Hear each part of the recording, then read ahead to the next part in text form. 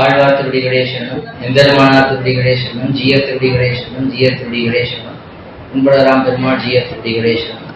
ஸ்ரீசைலேசதயாபாத்ரம் தீபக்தியாதி குணானுகம் யதீந்திர பிராணம் வந்தே ரங்க ஜாமாத்தரமுனே அம்மே ஜாமாத்திரி யோகீந்திர பாதரேகாமயம் சதா ததாயத்தாத்மசக்தாதிம் ராமானுஜமுனிம் பஜே. லக்ஷ்மீநாத சமாரம்பாம் நாதயாம் மத்தியமாமஸ்மதாச்சாரிய பரியந்தாம் வந்தே குரு பரம்பராம். யோனித்யமச்சுபதாம்புஜை யுக்மருக்ம व्यामोहदस्तदितराणि तृणाय मेने अस्मद्गुरोर् भगवतोऽस्य दैहिकसिन्धोः रामानुजस्य चरणौ शरणं प्रपद्ये. मातापिता युतेस्तनया भूति सर्वम्यदेव नियमेन मदन्मयानाम् आद्यस्य न कुलपतेरुकुलाभिरामं श्रीमत्तदङ्ग्रीवड प्रणमामि मूर्ध्ना. भूतं चरश्च महतात्मय भट्टनाथ श्री भक्तिसार कुलशेखर योगी वाहान् भक्ताङ्गड परकाल यतीन्द्र विश्राम जिमत् प्राङ्कुशमुनिं प्रणतोऽस्मि नित्यम्. உன்படராம் பெருமாள் ஜீயர் அவருடைய குரு பரம்பரா பிரபாவம் என்கிற அற்புத கிரந்தத்திலிருந்து நாம் ஆழ்வாராச்சாரியர்களுடைய சரித்திரங்கள், வைபவங்கள் அவற்றை நன்றாக அனுபவித்து வருகிறோம். நேற்றைய தினம் எம்பார், பட்டர், நஞ்சியர் ஆகியோருடைய சரித்திரத்தை நாம் அனுபவித்தோம். சுருக்கமாகத்தான் அனுபவிக்கிறோம். ஒவ்வொரு சரித்திரமே நல்ல விரிவான சரித்திரம். இதுதான் நமக்கு நேரமின்மையினாலே முக்கியமான அம்சங்களை நாம் அவசியம் தெரிந்து கொள்ள வேண்டும். ஆழ்வார் ஆச்சாரியர்களுடைய திவ்ய சரித்திரங்கள், அவர்களுடைய உபதேசங்கள், இவற்றிலேயே நாம் மனதை எப்பொழுதும் வைத்துக்கொண்டு எப்பொழுதும் நற்பொழுதாக நம்முடைய நாள்களை போக்க வேணும் என்பதற்காக எல்லா ஆச்சாரியர்களுடைய முக்கியமான வைபவங்களை நாம் எடுத்து அனுபவித்து வருகிறோம். அதிலே நஞ்சியருக்கு அடுத்ததாக ஓராண்வழி ஆச்சாரிய பரம்பரையிலே நம்பிள்ளை எழுந்தருளியிருக்கிறார். இந்த நம்பிள்ளையுடைய சரித்திரத்தை இன்றைய தினம் முதலிலே அனுபவிக்கலாம். நஞ்சியருடைய சரித்திரத்தோடைய சேர்ந்தே நம்பிள்ளையுடைய சரித்திரம் இருக்கும். அதாவது பட்டர் நஞ்சியருடைய சரித்திரம் சேர்ந்தே அமைந்திருக்கும். பல காலம் அவர்கள் சேர்ந்திருந்தார்கள். இந்த பட்டருக்கும் நஞ்சியருக்கும் ஏற்பட்டுள்ள சம்பாதங்கள் நிறைய கேள்விகளை பட்டர் கேட்பார், அதற்கு நஞ்சியர் நிறைய கேள்விகளை கேட்பார், பட்டர் அதற்கு நிறைய பதில் அருள்வார். அந்த ஒவ்வொரு விளக்கத்திலேயும் ஆச்சரியமான சம்பிரதாய அர்த்தங்கள் எல்லாம் நமக்கு கிடைக்கும். அதே போலத்தான் நஞ்சியருடைய சரித்திரத்திலே நம்பிள்ளையோட ஏற்பட்டுள்ள இந்த சம்பாதங்கள், அவர்கள் இருவரும் பேசிக் கொண்டார்கள் என்றால் நமக்கு நிறைய உத்தமமான விஷயங்கள் எல்லாம் கிடைக்கிறது. பெரியவர்கள் பேசிக்கொண்டார்கள் என்றால் நமக்கு லாபம். அதாவது மைத்ரேயரும் பராசர பகவானும் பேசிக்கொண்டார்கள், விஷ்ணு புராணம் ஏற்பட்டது. கண்ணன் பெருமானும் அர்ஜுனனும் பேசிக்கொண்டார்கள், பகவத்கீதை ஏற்பட்டது. யுதிஷ்டிரரும் பீஷ்மாச்சாரியரும் பேசிக்கொண்டார்கள், நமக்கு விஷ்ணு சகஸ்ரநாமே கிடைத்தது. இதே போல நம்முடைய பூர்வாச்சாரியர்களுடைய சரித்திரங்களிலே பார்த்தோம்னால் மிக ஆச்சரியமான உரையாடல்களை காண்கிறோம். மதுரகவி ஆழ்வாரும் நம்மாழ்வாரும் பேசிக்கொண்டார்கள்.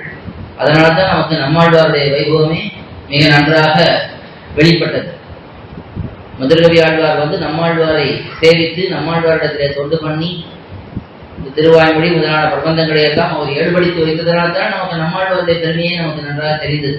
இல்லை என்றால் நமக்கு தெரியாமலே கூட போயிருக்கலாம். 32 ஆண்டுகள் அவர் இந்த நாட்டிலே இருந்து எம்பெருமானை நன்றாக தியானத்திலே அனுபவித்து அப்படியே திருநாட்டுக்கு எழுந்து இருந்தார் என்றால் நமக்கு தெரிஞ்சிருக்கார். மதுரகவி ஆழ்வார் தொண்டு பண்ணி அவர்களுக்கு நடுவிலே ஏற்பட்ட அந்த உரையாடல்கள், அதனால தான் நமக்கு பெரிய உஜ்ஜீவனமே ஏற்பட்டது. ஒரு சமயத்திலே நமக்கு தோன்றும் நம்மாழ்வாருடைய பெருமை, நம்மாழ்வாரோட தான் சம்பிரதாயம் என்று நாம் சொல்லிக்கணும். அதுபோல இன்னொரு சமயம் பார்த்தா எம்பெருமானாரோட தான் சம்பிரதாயம்னு சொல்லிக்கணும். அதுபோல இன்னொரு சமயம் பார்த்தா பள்ளிலோக்காச்சாரியர்கள் தான் சம்பிரதாயம் என்று சொல்லிக்கணும். இதுபோல ஒருத்தரால் தான் நம்முடைய சம்பிரதாயமே வாழ்ந்திருக்கிறது என்று நாம் சொன்னாலும் கூட இது எல்லாருடைய ஒரு கூட்டு அனுபவமாகத்தானே நமக்கு மொத்தமாக இது கிடைக்கிறது. ஒரு சமயத்திலே ஒருத்தரை நாம் கொண்டாடினாலும் மொத்தமாக இந்த குரு பரம்பரைக்கே ஒரு பெரிய ஏற்றம். எல்லா ஆழ்வார்கள், எல்லா ஆச்சாரியர்கள், அதாவது ஒரு பெரிய ததியாராகனம் நடக்கிறது. ததியாராகனத்திலே நிறைய போகங்கள் எம்பெருமானுக்கு கண்டருள பண்ண அந்த போகங்கள் எல்லாம் பிரசாதங்களாக ஆகி நமக்கு வந்து சேர்கின்றன. அதுல நிறைய பிரசாதங்கள் இருக்கலாம். அதுல பிரசாதம்னா இப்ப அன்ன பிரசாதம் இருக்கு, அதுக்கு மேலே நெளி கருமது, அதுக்கு மேலே சாப்பிடுமது, கரியமது, ஒரு 4 கரியமது இருக்கலாம், 2 கூட்டு இருக்கலாம், பச்சடி இருக்கலாம், அதே போல நமக்கு திருப்பணியாரங்கள் இருக்கலாம், எல்லாம் இருக்கும். நமக்கு பார்க்கும் பொழுது என்ன தோணும்னா இவ்வளவு நிறைய இருக்கே அப்படின்னு தோணும். ஒவ்வொன்றும் நம்ம எடுத்துக்கொள்ளும் பொழுது சீகரிக்கும் பொழுது அது ரொம்ப நல்லா இருக்கும். திருக்கணம் சாப்பிட்டா இதை போல ஒரு திருக்கணம் தான் அப்படின்னு இருக்கும். அதே போல ஒவ்வொரு பிரசாதமும் நமக்கு இனிக்கும். அப்ப அந்தந்த பிரசாதத்தை சாப்பிடும் பொழுது அது ரொம்ப நல்லா இருக்கிறது போல தெரியும். ஆனா மொத்தமா சேர்த்தா தான் அந்த அலங்கார தலையை சேர்ந்தாதான் நமக்கு மொத்த திருப்தி ஏற்படுகிறது. அதே போல அந்த பிரசாதத்திலே ஏதாவது ஒண்ணு குறைபாடு இருந்தா கூட ஒரு திருக்கணம் பண்ணலன்னு வச்சுக்கலாம். இவ்வளவு சரியாக முன்னாடி ஒரு திருக்கணம் பண்ணாம விட்டுட்டாரு அப்படின்னு நமக்கு தோணும். ஒரு வடையை பண்ணல, வடையை போடலன்னு வச்சுக்கோம், அப்ப நமக்கு தோணும் இதெல்லாம் பண்ணாருன்னா வடையை மட்டும் போடாம விட்டுட்டாரு அப்படின்னு தோணும். இது அப்படியே நம்ம சம்பிரதாயத்தை வச்சுட்டோம்னா இத்தனை ஆழ்வார்கள், இத்தனை ஆச்சாரியர்கள் இருக்கார்கள், ஒவ்வொருத்தருடைய அனுபவிக்கும் பொழுது அவரை போல ஒருத்தர் உண்டா, மற்றவர்கள்லாம் கூட நமக்கு 2ஆம் பட்சம் இவர் தான் முக்கியம் அப்படின்னு நமக்கு தோணும். ஆனா அதே சமயத்துல எல்லாரும் சேர்ந்து அனுபவிக்கும் பொழுது நமக்கு ஒரு தனியான அனுபவம். குரு பரம்பரை தொடராக நம்ம அனுபவிக்கிறோம், அது ஒரு தனி அனுபவம். இத்தனை ஆச்சாரியர்களுடைய வைபவத்தை நம்ம அனுபவித்தோம் நமக்கு தெரியுது. அதுல ஒரு ஆச்சாரியனை விட்டாலும் கூட நமக்கு ஒரு குறை இருக்கும். ஐயோ இந்த ஆச்சாரியரை பத்தி நம்ம நிறைய சொல்லாம விட்டுட்டோம். நேற்றுக்கு நஞ்சியரை பத்தி குறைவா தான் பார்க்க முடிஞ்சது, ஆழ்வார்களை கூட சில ஆழ்வார்களை பத்தி குறைவா தான் பார்க்க முடிஞ்சது. அப்ப நமக்கு ஒரு குறையோட தான் இருக்கும், ஐயோ இது இன்னும் கொஞ்சம் நிறைய அனுபவிச்சிருக்கலாமே என்று. இப்படி இந்த அனுபவம் என்பது நமக்கு மிகவும் உத்தேசியமாக எப்பொழுதும் கொள்ள வேண்டியதாக, ஆழ்வார் ஆச்சாரியர்களே நாம் நினைத்திருக்க வேண்டியதாக அமைந்திருக்கிறது. அப்படித்தான் இந்த அனுபவத்தை நாம் பண்ணி வருகிறோம். அதுவும் நல்ல தேர்ந்த தளியல் மற்றவர் தளியை பண்ணி அதை எம்பெருமானும் ஆனந்தமாக ஏற்றுக்கொண்டான் என்றால் அந்த தளியை ரொம்ப நல்லா இருக்கும். அதே போல இன்னும் பெரியவர்கள் நல்லா சொல்லக்கூடியவர்கள் சொன்னா இன்னுமே நல்லா இருக்கும். ஏதோ அடியனுக்கு தெரிஞ்சதே அடியன் சொல்லுகிறேன், நீங்களும் அதை உணர்ந்து ஏற்றுக்கொள்கிறீர்கள். அதனாலே இது ஒரு நல்ல அனுபவமாக அமைந்திருக்கிறது. அப்படி இருக்கக்கூடிய இந்த அனுபவத்தில் அடுத்ததாக நாம் நம்பிள்ளை என்கிற ஆச்சாரியர், உயர்ந்த ஆச்சாரியர். இந்த நம்பிள்ளையினுடைய வைபவம் சொல்லி மாளாது. எதனாலே என்றால் இந்த நம்பிள்ளை தான் காலக்ஷேப கிரமத்தை நன்றாக முறைப்படுத்தி நிறைய நடக்கும்படி ஏற்பாடு பண்ணார். அதுவும் திருவாய்மொழிக்கு நிறைய காலக்ஷேபங்களை பண்ணி நமக்கு பெரிய உபகாரத்தை பண்ணினார். அதுக்கு முன்னாடியே பெரியவர்கள் பண்ணியிருக்கிறார்கள். நேற்று நஞ்சியருடைய வைபவம் பார்த்தோம். நஞ்சியருடைய வைபவத்திலே ஒரு விஷயம் பார்க்கணும். நஞ்சியர் 100 முறை திருவாய்மொழி காலக்ஷேபம் பண்ணியிருக்காரு. ஒரு தடவை இல்லை, 2 தடவை இல்லை, 100 முறை. ஆனா அந்த காலத்துல ஈடு வியாக்கியானம் இல்லை. ஈடு வியாக்கியானம் பெரிய வியாக்கியானம். அதை 100 முறை காலக்ஷேபம் பண்ணணும்னா அது கொஞ்சம் நேரம் எடுக்கும். ஒரு வருஷத்துக்கு ஒரு தடவை ஈடு சொல்லணும்னா கூட தினந்தோறும் சொன்னாதான், தினந்தோறும் ஒரு 3 மணி நேரமா சொன்னாதான் ஒரு வருஷத்துக்குள்ளே ஈடு காலக்ஷேபத்தை பூர்த்தி பண்ண முடியும். ஒரு நாளைக்கு 4 மணி நேரம் 3 மணி நேரம் சொல்லணும். அப்பதான் ஒரு வருஷத்துக்குள்ள முடிக்க முடியும். அப்படி ஒரு வருஷத்துக்கு ஒரு முறை ஈடு சொன்னா கூட அது முடியறதுக்கு 100 வருஷம் ஆயிடும். அதனால அந்த காலத்துல ஈடு காலக்ஷேபம், ஈடு வியாக்கியானம் இல்லாததுனாலே அவர் அப்பொழுது இருந்தது 6000 படி ஒண்ணுதான். திருக்குறளை பிள்ளானருடைய 6000 படி வியாக்கியானம் மட்டும்தான் இருந்தது. அதான் அதை கொண்டு 100 தடவை சொல்லியிருக்கிறார், சாதித்திருக்கிறார். அந்த 100 தடவை காலக்ஷேபத்திலே நம்மளே அன்வைத்திருக்கிறார். 100 தடவை காலக்ஷேபத்தை அன்வைத்து, அதுவும் எப்படி அன்வைத்திருக்கிறார்னா முழுக்க முழுக்க அதை உள்வாங்கி இருக்கிறார். ஒரு சமயம் என்ன அக்ஷரம் சொல்லியிருக்கிறார், அந்த காலத்துல எவ்வளவு ஞானிகளாக இருந்திருக்கிறான்னு பார்க்கணும். அவர்களுக்கு பக்தி இருந்திருக்கு, வைராகியம் இருந்திருக்கு, பூர்ணமான அதிகாரிகளாக இருந்திருக்கார்கள். அதெல்லாம் இருந்தாலும் இந்த ஞானங்கிற விஷயமும் ரொம்ப அழகா இருக்கு. பார்த்தோம்னா 100 தடவை காலக்ஷேபம் அவர் கேட்டிருக்காரு நஞ்சியரிடத்துல. இதெல்லாம் முடிஞ்ச பிறகு ஒருத்தர் அவரிடத்துல கேட்கிறார், ஏதோ ஒரு பாசனத்துக்கு ஒரு அர்த்தம் கேட்கிறார். இந்த இடத்துக்கு நஞ்சியர் எப்படி அர்த்தம் சொல்லுவார் என்று கேட்டு அப்பொழுது நம்மள்ட கேட்கிறார், எந்த காலக்ஷேபத்துல சொன்ன அர்த்தத்தை சொல்லணுங்கிறார். ஒரு 100 தடவை சொல்லியிருக்கார். நமக்கு ஒரு தடவை சொன்னாலே அது கேட்டது சொன்னவருக்கே பல சமயத்துல என்ன சொன்னவங்களுக்கு மறந்துடுது. கேட்டவர்களுக்கு சொல்லவே வேண்டாம், ஏதோ கேட்டோம், அந்த சமயம் நல்லா இருந்தது, சொல்லவங்களும் அப்படிதான் இருக்கும், அந்த சமயம் நல்லா இருந்தது. இப்போ காலக்ஷேபம் எல்லாம் பூர்த்தி ஆகி நாளைக்கு திருப்பி அடைய இடத்துல இந்த பாசனத்துக்கு என்ன அர்த்தம் அப்படின்னு கேட்டா எல்லா பாசனத்துக்கெல்லாம் அப்படி மனதிலே வியாக்கியானத்தை என்ன இருக்குன்னு அடிச்சுக்கிற அளவுக்கு அடியான சக்தி இல்லை. அதே போல கேட்கிறவர்களுக்கும் முழுக்க அந்த ஆச்சாரியனானவர் என்ன சொன்னார் அது சொல்ற அளவு சக்தி இருக்காது. ஒருவேளை ஏதாவது சில பேர் குறிப்புகள்லாம் எடுத்திருப்பார்கள். இந்த குறிப்பு இருந்ததுன்னா அதை பார்த்து சொல்லிப்போ நல்ல காலக்ஷேபம் கேட்கக்கூடியவர்கள் அப்படின்னா எப்படி தெரியும், கிரந்தத்தை வச்சுட்டு கேட்பார்கள். எப்படி சொல்லக்கூடியவர் கிரந்தத்தை வச்சுட்டு சாதிக்கிறாரோ கேட்கிறவர்களும் கிரந்தத்தை வைத்தே கேட்பார்கள். அந்த குறிப்பு எடுத்துக் கொள்வார்கள். எந்தெந்த விஷயம் முக்கியமா நமக்கு புரியாததா இருக்கும், இந்த அழகான ஒரு அர்த்தம் கிடைக்கும், ஒரு முக்கியமான அர்த்தமா இருக்கும், அதையெல்லாம் குறிப்பெடுத்துக் கொள்வார்கள். அப்படி இருக்கக்கூடிய அந்த குறிப்புகள் இருந்தா சரி, கேட்டா கிரந்தத்தை பார்த்து இந்த பாசத்தை இந்த அர்த்தம் சொன்னார் அப்படிங்கிறது சொல்லிடலாம். ஓரளவுக்கு சில முக்கியமான பாசங்களுக்கு எல்லாருக்குமே கொஞ்சம் அர்த்தம் ஞாபகம் வரும், அதை வச்சு சொல்லிவிடலாம். ஆனா அது இல்லாமல் இந்த காலக்ஷேபத்தை என்ன சொன்னார் சுவாமி அப்படின்னு கேட்டா கேட்கிறவர்களால தான் சொல்ல முடியும், சொன்னவர்களால் தான் திரும்ப அப்படியே அக்ஷரத்தை எல்லாம் சொல்ல முடியுமா? நம்மளால சொல்ல முடியாது, நமக்கு சக்தி இல்லை. ஆனா ஆச்சாரியர்களுக்கு அந்த சக்தி இருந்தது. நம்மளே கேட்கிறாரு, இந்த காலக்ஷேபத்திலே சொன்னது 100 தடவை ஆயிருக்கேன், ஏதாவது ஒரு சமயத்திலே சொன்னது வேணுமா அப்படின்னு கேட்கிறார். அதுக்கப்புறம் அவர் அந்த அர்த்தத்தையும் எடுத்து கேட்ட அர்த்தத்தையும் சொல்லியிருப்பார். எதுக்குன்னா அவ்வளவு ஞானத்தை உடையவர்களாக இருந்திருக்காரு. அதே போல மணவாழ மாணவர்களுடைய சரித்திரம் நாளைக்கு பார்க்க போறோம். மணவாழ மாணவர்கள் எப்படி இருந்தாருன்னா ஈடு வியாக்கியானம் முழுக்க அவருக்கு கண்டபாடமா இருந்தது, கண்டஸ்தமா இருக்கு, அப்படியே மொத்தமா மனசுல ஓடிக்கொண்டே இருக்கு. சொல்ல ஆரம்பிச்சாருன்னா நமக்கு பாசுரம் சொல்றதே தடுமாறுற சமயத்துல. ஆனா அவருக்கு வியாக்கியானம் முழுக்க அப்படியே முதல்ல ஸ்ரீயப்பதியான்னு ஆரம்பிச்சாருன்னா அவாவர சூழ் வீடு பெற்றோம் அந்த பாசுரனுடைய வியாக்கியானத்துடைய பூர்த்தி வரைக்கும் முழுக்க தன்னுடைய திருவுள்ளத்திலேயே தரித்திருந்தார். அப்படிப்பட்ட ஞானத்தை உடையவர்களாக பெரியவர்கள் இருந்திருக்கிறார்கள். அது என்ன முக்கியமான காரணம் என்று நாம் யோசிக்கணும். நாளைக்கு இதெல்லாம் சில விஷயங்கள் கடைசியில பகிர்ந்துக்கலாம்னு நினைச்சேன். இதெல்லாம் கேட்கிறோம், குரு பரம்பரையெல்லாம் கேட்கிறோம், ஆழ்வார்கள் ஆச்சாரியர்கள் வைக்கிறோம், வியாக்கியானங்கள்லாம் அனுபவிக்கிறோம். ஆனா நாம் இதுல என்ன பண்ணணும் அதை நாளைக்கு கடைசியில பார்க்கலாம். இருந்தாலும் இதுல ஒரு விஷயம், இப்ப நாம எப்படி இவர்கள் இதை பண்ணுகிறார்கள் என்பதை நம்ம யோசித்தோம்னா அதுக்கு முக்கியமான காரணம் வேற சிந்தனை கிடையாது. அவர்களுக்கு இதுவே முழு நேர காரியமா இருந்தது. இதையே தான் அவர்கள் பகவத் விஷயத்திலேயே பொழுதை போக்கிக் கொண்டிருந்தார்கள். ஏதோ ஒரு தேக ஜீவனத்துக்காக ஏதோ ஒரு காரியத்தை பண்ணிட்டு மற்ற நேரம் எல்லாம் பகவத் விஷயத்திலேயே பொழுதை போக்கினார்கள். நாம் என்ன பண்றோம், இதை ஒரு நாளைக்கு 1 மணி நேரம் ஒதுக்குறோம். அதுவே பாக்கியம் உள்ளவர்கள் ஒதுக்க முடியாது 1 மணி நேரமோ 2 மணி நேரமோ. மற்ற நேரங்கள்ல மற்ற காரியங்கள் பண்றோம். அப்ப மனசுல எவ்வளவு தேவையில்லாத விஷயங்கள் சேர்றது, அதெல்லாம் இது தள்ளிவிட்டது. எம்பெருமான் ஆழ்வாருடைய திருமாலிருஞ்சோலைகளை என்னென்ன திருமால் நெஞ்சு நிறைய புகுந்தான்னு சொல்றாரு ஆழ்வார். அப்ப ஆழ்வாருடைய திருவுள்ளத்தை முழுக்க எம்பெருமான் புகுந்து விட்டானா வேற விஷயமே அங்க இருக்கிறது இடமே இல்லையே. ஒரு இடம் இருக்குன்னா அந்த இடத்துல இவ்வளவு விஷயம் தான் வைக்க முடியும். ஒரு தட்டு இருக்கு, அந்த 10 பழம் தான் வைக்க முடியும்னா அந்த 10 பழம் தானே வைக்க முடியும். அதுபோல நெஞ்சிலே இவ்வளவு இடம் இருக்குன்னா அந்த இடம் முழுக்க எம்பெருமான் நிறைந்து விட்டான்னா வேற எதுவுமே வைக்க முடியாது. அந்த எம்பெருமானே அங்க நிறைந்து இருந்தான்னா அவனுடைய விஷயங்கள் எல்லாமே தான் நமக்கு தானா வந்துட போகுது. அவனே அதை காட்டி கொடுக்க போறான்.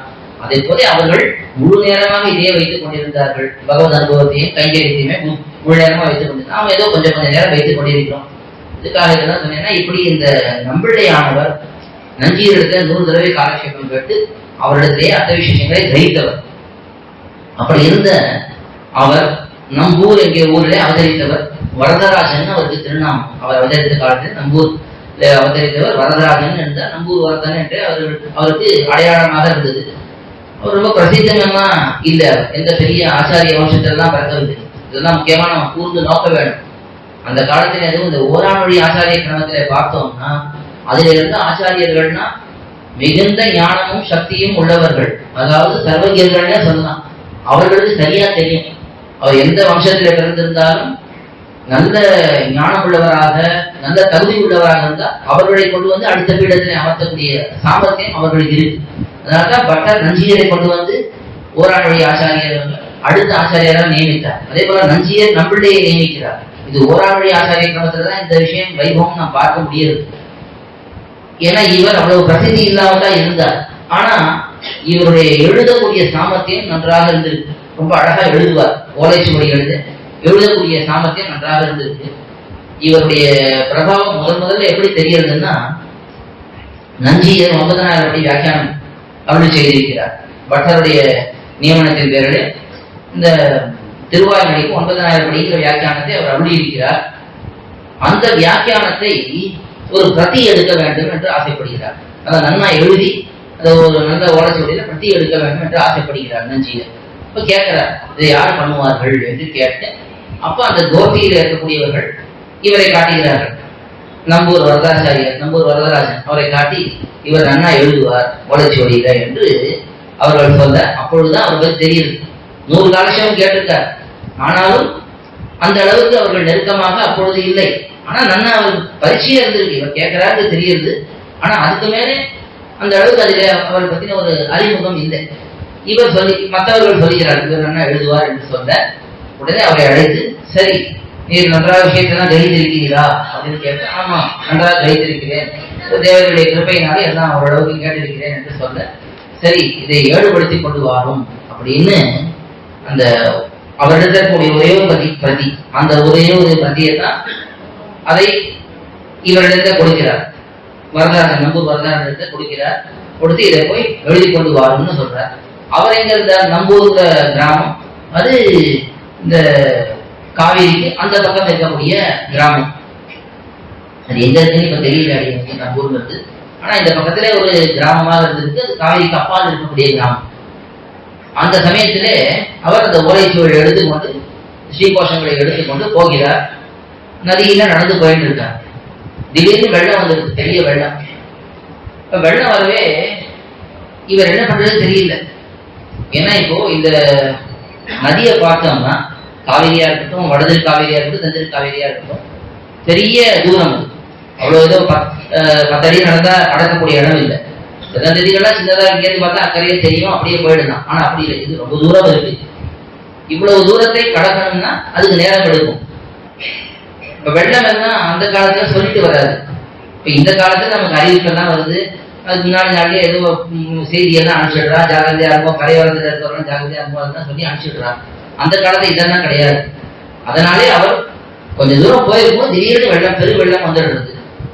பெரு வெள்ளம் வரும்பொழுது அதிலே அவர் எப்படியாவது நாம் இந்த ஸ்ரீகோஷத்தையும் காப்பாற்றிக் கொண்டு நாமும் கரை சேர வேண்டும் என்று பார்த்து ஏதோ முயற்சி பண்றார். ஆனா வெள்ளத்துடைய வேகம் அதிகமாக இவரால் ஸ்ரீகோஷத்தை பிடிச்சிக்க முடியல. தன்னுடைய திருமுடியில வைத்துக் கொண்டு எப்படியோ அதை காப்பாற்றணும்னு பார்க்கிறார். ஆனா அது நிற்க மாட்டேங்கிறது, கையை விட்டு நடுவிடுறது. ஆனா எப்படியோ நீச்சல் அடிச்சு அந்த பக்கம் போயிடுறார். இதெல்லாம் நம்ம நிறைய தடவை கேட்டிருக்கோம். அதாவது இந்த சரித்திரம் தான். அடியனுக்கு அப்போ ஒரு இதுல கொஞ்சம் சந்தேகம், எப்படி நடக்கும்னு ஒரு எண்ணம் இருந்தது. அதாவது அப்படியே வெள்ளம் வந்துடும், ஒருத்தர் வந்து தலையில ஜலம் வச்சுட்டு தலையில வச்சுட்டு போய் நீச்சல் அடிச்சு அதை அந்த பக்கம் போறதுக்கு முயற்சி பண்ணி அதை இழந்துடுவாரா அப்படின்லாம் ஒரு சந்தேகம் வரும். ஆனா இப்ப அதெல்லாம் நமக்கு அந்த சந்தேகம்லாம் போயிடுது. ஏன்னா நம்ம தொலைக்காட்சியெல்லாம் பார்க்கிறோம், அங்கங்கே எப்படி வெள்ளங்கள்லாம் வருது, எவ்வளவு பெரிய வேகத்தோட வருது. அந்த வெள்ளத்துல மாட்டின்றாருன்னா எப்படி அதை தப்பிக்க முடியவே முடியாது.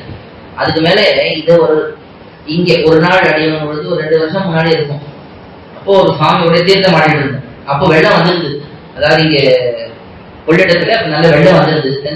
வடதிற்காவில வெள்ளம் வந்துருந்தது. அதனால இந்த கரைக்கு பக்கத்திலேயே இங்க இருந்து வடக்கு வாசல் நேரம் போனா அந்த கரையிலே ஜலம் நல்ல வேகத்தோட ஓடிட்டு இருந்தது.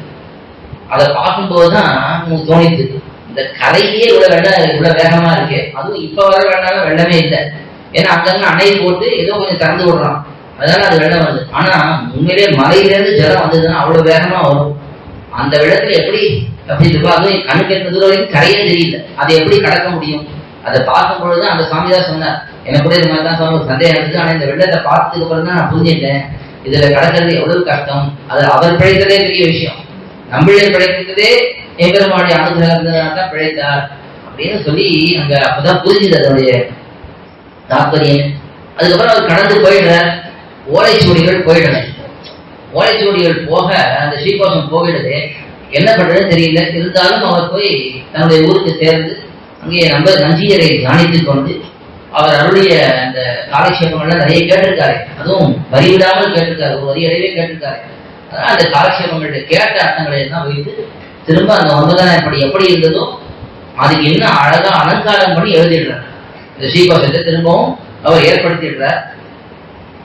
அதை கொண்டு வந்து சமர்ப்பிக்கிறார். நஞ்சியர் இடத்துல அதை கொண்டு வந்து சமர்ப்பிக்கிறார். நஞ்சியர் அதை வாங்கி பார்க்கிறார். ரொம்ப நல்லா இருக்கு, இது எழுத்தெல்லாம் ரொம்ப அழகா இருக்கு, நாம் சொன்ன அர்த்தங்களை விடாம எழுதியிருக்கீர். ஆனா ஆங்காங்கே நல்லா அழகுபடுத்தி எழுதியிருக்கிறேன், ரொம்ப அழகா எழுதியிருக்கேன், அழகுபடுத்தி எழுதியிருக்கிறேன். ஆனா இது நாம் சொன்ன அப்படியே அக்ஷரம் பேசலாமல் இல்லையே, அதுக்கு மேலே கொஞ்சம் அழகுபடுத்தி எழுதாம என்ன நடந்தது என்று கேட்க, நம்மளே நம்பூர் வரதாச்சாரே நடந்த விஷயத்த சொல்றார், இந்த மாதிரி ஆச்சரியம் என்று. அப்போ அதை கேட்ட உடனே நஞ்சியருக்கு ஒரு ஆச்சரியம். அதாவது மனதிலேயே இருந்ததை எடுத்து இவ்வளவு தரித்திருந்ததை வைத்து இப்படி முன்னாடி எப்படி இருந்தா அப்படியே எழுதியிருக்கிறே, நம் பிள்ளையோ நீர் அப்படின்னு. அப்பதான் அவரை ரொம்பவும் ஆதரித்து, பிள்ளைன்னா ரொம்ப உயர்ந்தவன்னு ஒரு அர்த்தம். பெரியவாச்சான் பிள்ளை, வடக்கு திருவேதி பிள்ளைன்னா, அவர் பிள்ளைன்னா அது சாதாரண இப்ப சாத்தி ஒண்ணு பிள்ளை வாழ்ன்னு சொல்றாரு. அந்த பிள்ளை பிள்ளைனா உயர்ந்தவர் என்ற அர்த்தம். அப்படி நம் பிள்ளையோ என்று ரொம்பவும் ஆசைப்பட்டு அவரே கொடுத்த திருநாமமாக அது இருக்கிறது.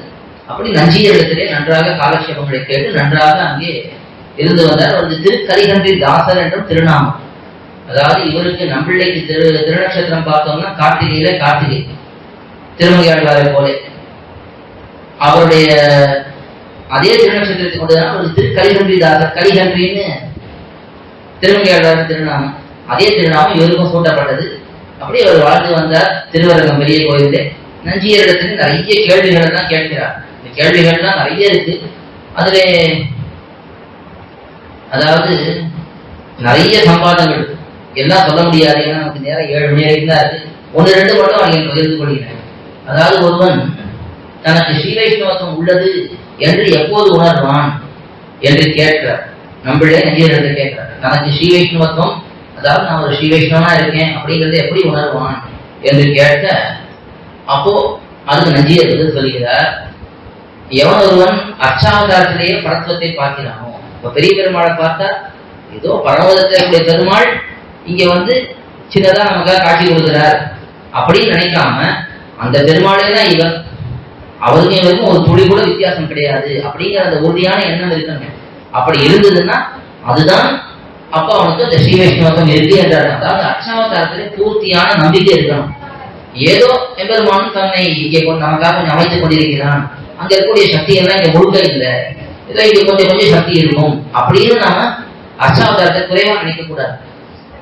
அந்த எம்பெருமான் பரமதத்துல என்னென்ன சக்தியை கொண்டிருக்கானோ அத்தனை சக்தியும் இங்க இருக்கு. அவனுக்கு என்ன இங்க அர்ச்சா சமாதியை வைத்துக் கொண்டிருக்கிறான், யாரிடத்தையும் பேசக்கூடாது, எதுவும் காரியத்தை நேரே பண்ணக்கூடாது என்று வைத்துக் கொண்டிருக்கிறான். அது அவனுடைய சங்கல்பமே தவிர அவனுக்கு சக்தி இல்லைங்கிறது கிடையாது. அதனால அந்த விஷயத்திலே ஒரு உறுதியான எண்ணம் இருக்கணும். அதே போல எல்லா ஸ்ரீ வைஷ்ணவர்களிடத்திலையும் ஒரு வித்தியாசம் பார்க்காமல் அடியார்கள் என்ற அந்த ஒரே நிலையிலே அவர்களிடத்திலே முழுமையான அன்பு கொண்டிருக்க வேண்டும். அப்படி யார் இருக்கிறானோ அதுக்கு மேலே ஒரு ஸ்ரீ வைஷ்ணவன் நம்மை நிந்தித்தாலும் கூட அதை நாம் ஆசையோட ஏற்றுக்கொள்ள வேண்டும். ஐயோ நம்ம திட்டாரே, அவர் நம்ம வைத்திட்டாரே அப்படின்னு சொல்லி அவரிடத்தை கோபப்படாமல் அதை மகிழ்ச்சியோடு ஏற்றுக்கொண்டான் என்றால் அவன் உண்மையான ஸ்ரீ வைஷ்ணவன். அதுதானே இப்போ எல்லை இடங்களிலேயே நானே தான் ஆயிடுதுன்னு ஆண்டாள் நாச்சியார் எடுத்து காட்டுகிறார் இல்லையா? அதை நம்மளே ரொம்ப அழகா நடத்தி காட்டுறார். இதெல்லாம் இப்போ நஞ்சியர் உபதேசமா காட்டுறார். அதை நம்மளே தன்னுடைய வாழ்க்கையிலே நடத்தி காட்டுறார். அப்படி அந்த பெருமை இந்த போல நம்மளை நஞ்சியர் எடுத்து பல கேள்விகளை கேட்டு அதற்கெல்லாம் ரொம்ப அழகாக அர்த்தங்களை விளக்குகிறார். அதை கொண்டே பிற்காலத்திலே தான் பலருக்கும் பல சந்தேகங்களை நிவர்த்தி பண்ணுவது, இது போல பல காலக்ஷேபங்களை பண்ணுவது, எதுனா நம்மளை பண்ற நம்மளை கோஷ்டியோ நம்பெருமாள் புறப்பாடோன்னு சொல்லும்படிக்கு நம்மளை காலக்ஷேபம் நடந்ததுன்னா அது எவ்வளவு கோஷ்டி இருக்கும்னா நம்பெருமாள் புறப்பாடுக்கு எவ்வளவு பெரிய கோஷ்டி வருதோ அத்தனை கோஷ்டி நம்மளுடைய காலக்ஷேபத்துக்கு வரும். அவ்வளவு ஈர்ப்பு நம்மளுடைய இடத்துல. அப்படி நம்மளுடைய இந்த திருவரங்கம் பெரிய கோயில இருந்து நன்றாக காலக்ஷேபத்தை சாதித்து கொண்டு வந்தார். இன்னைக்கும் நாம போனோம்னா பெரிய பெருமாளை சேவிக்க போறோம் இல்லையா? பெரிய பெருமாளுடைய நிலை எப்படி இருக்கிறது? தெற்கு நோக்கி சயனித்துக் கொண்டிருக்கிறார். அவருடைய திருமுடியானது மேற்கு பக்கம் இருக்கு, திருவடியானது கிழக்கு பக்கம் இருக்கு. நாமெல்லாம் கிழக்கு பக்கம் பெருமாளுடைய திருவடி பக்கத்திலே இருக்கிறோம். அந்த பெருமாளுடைய திருவடிக்கு கீழே பெருமாளுடைய சந்நிதியானது உயரத்திலே இருக்கு. அதை சுத்தி ஒரு பள்ளம் போல இருக்கு. அந்த பள்ளத்திலே பெருமாளுடைய திருவடி பக்கத்திலே ஒரு 4 கால் மண்டபம் இருக்கும். அந்த 4 கால் மண்டபத்தை பார்த்தீங்கன்னா இந்த தென்மேற்கு மூலையில முதுகு சாஞ்சிக்கிறதுக்கு ஒரு கல்லிலேயே ஒண்ணு இருக்கும். அந்த தூணிலேயே ஒரு முதுகு சாஞ்சிக்கிற மாதிரி சாய்வாக இருக்கும். அதுக்கு மேல இப்ப கவசம் போட்டிருக்கான். அந்த இடத்துல நம்மளை அமர்ந்து கொண்டு காலக்ஷேபம் சாதிக்கக்கூடிய இடம். அதனால்தான் இன்னைக்கும் அடியார்கள் எல்லாம் ஸ்ரீ வைஷ்ணவர்கள் எல்லாம் பெரிய பெருமாளை சேவிக்க போனார்கள். இப்ப நிறைய இடங்கள்ல சமயங்கள் விடுறது இல்லை. ஆனா ஸ்ரீ வைஷ்ணவர்கள் அங்கே பெரிய பெருமாளுக்கு மங்களாசாசனம் பண்ண போனார்கள் என்றால் நேர அப்படியே இடது பக்கம் போய் படி ஏறி மேல போயிட மாட்டார்கள். முதல்ல வலது பக்கம் போய் அங்கிருந்து பார்த்தா அந்த 4 கால் மண்டபம் சேவையாகும். அங்கே விழுந்து தண்டம் சமர்ப்பிப்பார்கள். ஏன்னா நம்மளே அந்த இடத்துல தான் காலக்ஷேபம் சாதித்தார். அது நமக்கு ரொம்ப முக்கியமான இடத்துல தான் அங்க போய் தண்டம் சமர்ப்பித்து விட்டு திரும்ப இப்படி வந்து அதுக்கப்புறம் தான் காலக்ஷேபம் அதுக்கு வந்தா எம்பெருமானுக்கு மங்களாசாசனம் பண்ணவே உள்ளே போவார்கள். அப்படி அந்த நம்பிள்ளை காலக்ஷேபம் சாதித்த இடம் அந்த இடம். அந்த இடத்துல அவர் சாதித்துக் கொண்டிருக்கும் பொழுது என்ன பண்ணுவாரா, பெரிய பெருமாள் அதை காதால கேட்டுட்டே இருப்பார். கேட்டுட்டே இருக்கும் பொழுது மணியக்காசம் சொன்னார், திருவிழாக்கு சந்திரா பேசினான்னு. அந்த பெரிய பெருமாள் என்ன பண்ணுவாரா, அவருக்கு நம்பிள்ளையை பார்க்க வேண்டும் என்ற ஆசை. நம்ம கூட சுவாமியோட பெரியவர்கிட்ட காலக்ஷேபம் கேட்போம், இல்லைன்னா இது கொஞ்சம் தூணுக்கு மறைவில் உட்காந்துருப்போம், ஏதாவது பின்னாடி அந்த சொல்லக்கூடிய சுவாமி நமக்கு தேவையாகாது. அப்ப என்ன பண்ணுவோம், அப்படி எட்டி எட்டி பார்ப்போம் சுவாமி. அப்ப கொஞ்சம் அந்த முகத்துல என்ன பாவம் இருக்கு, என்ன சொல்ல வைக்கிறார், சிரிச்சுட்டே சொல்றாரா, அழுதுட்டே சொல்றாரா, வருத்தப்பட்டு சொல்றாரா, அதெல்லாம் பார்ப்போம். அது நமக்கு அதை பார்த்துட்டே அதை கேட்டா நல்லா இருக்கும். அது அதே போல பெரிய பெருமாளுக்கும் நம்பிள்ளை காலக்ஷேபம் சொல்வதை பார்க்க வேணும்னு ஆசை. அதுல விஷயம் விழுந்துட்டே தான் இருக்கு. என்கிட்ட சொன்னேன், இதே போல ஒரே மாசம் தான் கிடையாது அந்த காலத்துல. இங்க பேசினா நல்லா அங்க கேட்கிற அளவுக்கு நிசப்தமா இருக்கும், வேற சத்தமே கிடையாது. அதனால அந்த காலக்ஷேபம் காதல விழுந்துட்டே இருக்கு. ஆனா அவரை பார்க்கணும்னு ஆசை. ஆனா எப்படி எழுந்து வந்து பார்க்கறது, இருந்தாலும் ஆசை அடக்க முடியாமல் எழுந்துட்டார் பெரிய பெருமாள். இந்த திருவிளக்குக்கு சென்றா அந்த விளக்க பிடிச்சிட்டு அப்படியே நின்றுட்டே இருக்கான். அவன் இவ பெரிய பெருமாள் எழுந்து வந்து அவனுக்கு முதுகு பின்னாடி வந்து அவனை தள்ளுறான். அப்படியே தள்ள தள்ள அவன் திரும்பி பார்க்கறான், பெரிய பெருமாள் நின்றுட்டு இருக்கார், படுத்துட்டு இருக்க பெருமாள் நின்றுட்டு இருக்கார். அவனுக்கு ஆச்சரியமா இருக்கு. போய் எங்க வரீங்க, இங்கெல்லாம் வரக்கூடாது, அங்கவே படுத்துப்போம், நீர் படுத்துக்க வேண்டிய பெருமாள். எல்லாரும் பாடிட்டா அப்படித்தான், படுத்துட்டு இருக்க பெருமாள் பாடி நின்றுலாம் இருக்கக்கூடாது, இப்படி எல்லாம் நம்மளுடைய காலட்சேபம் இப்படி வந்து கேட்கக்கூடாது அப்படின்னு சொல்லி அவர் ஒருத்தர் தான் நேர பெரிய பெருமாள் பேசுறாரு. அதுக்கப்புறம் எம்பெருமானார் பேசுறான்னு பார்க்கிறோம், பட்டர் பேசுறாருன்னு பார்க்கிறோம், அதெல்லாம் எது தெரிஞ்சது. ஆனா திருவிளக்கு பிச்சன் பேசுவார்ன்றது மிகவும் பிரசித்தமான ஒரு விஷயம். அது எதனாலன்னா நம்மளுடைய காலட்சேபத்தை நேரே வந்து பார்க்க வேண்டும் என்று ஆசைப்பட்டு, அதாவது மாற்றாத சீத நேத்ராம்பு புலகீத்த ஒரு ஸ்லோகம் ஒன்று உண்டு. அதாவது நல்ல ஒரு எம்பெருமான் விஷயத்திலே பக்தனாக இருக்கக்கூடியவன், அடியாராக இருக்கக்கூடியவன் எம்பெருமானை நினைத்து அப்படியே கண்ணு கண்ணீருமா அப்படியே மயில் பூச்செறிந்து எம்பெருமானையே அனுபவித்துக் கொண்டிருப்பான். இப்படிப்பட்டவனை தேகமுடைய எல்லாருமே பார்க்க வேண்டும், இவன் தான் பார்க்க தகுந்தவன் அப்படின்னு பிரமாண வாக்கியம். அந்த எல்லாருமே கூட பெருமானம் அடக்கம். அப்படிப்பட்ட ஒரு பக்தன் இருந்தானா பெருமானம் அவனை பார்க்க ஆசைப்படுவான் என்று சொல்லப்படுறது. அப்படித்தான் பெரிய பெருமாள் நம்மளையே பார்க்க வேண்டும் என்று ஆசைப்படுகிறார், வெளியில வர பார்க்கிறார். ஆனா அவருக்கு அந்த சமயத்துல அந்த வாய்ப்பானது மறுக்கப்பட்டு விடுகிறது திருவிளக்கு பிச்சனாலே. அப்படி நம்பிள்ளையுடைய காலட்சேபம் அவ்வளவு சிறந்ததாக கொண்டாடப்படுகிறது. அந்த நம்பிள்ளை மிகவும் உத்தமமான ஆத்ம குணங்களை உடையவராக இருந்திருக்கிறார்.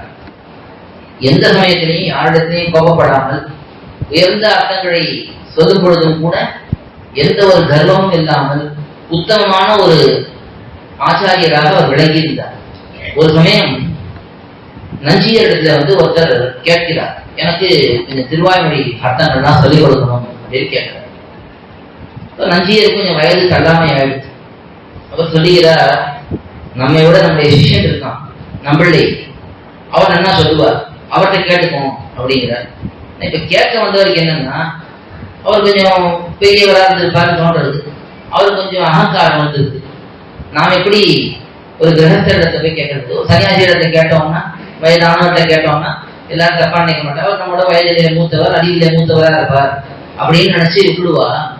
ஆனா நாம் போய் இன்னொரு கிரகஸ்தரிடத்திலே கேட்டோம்னா அது அவ்வளவு பொருத்தமா இருக்காது அப்படின்னு நினைக்கிறார்.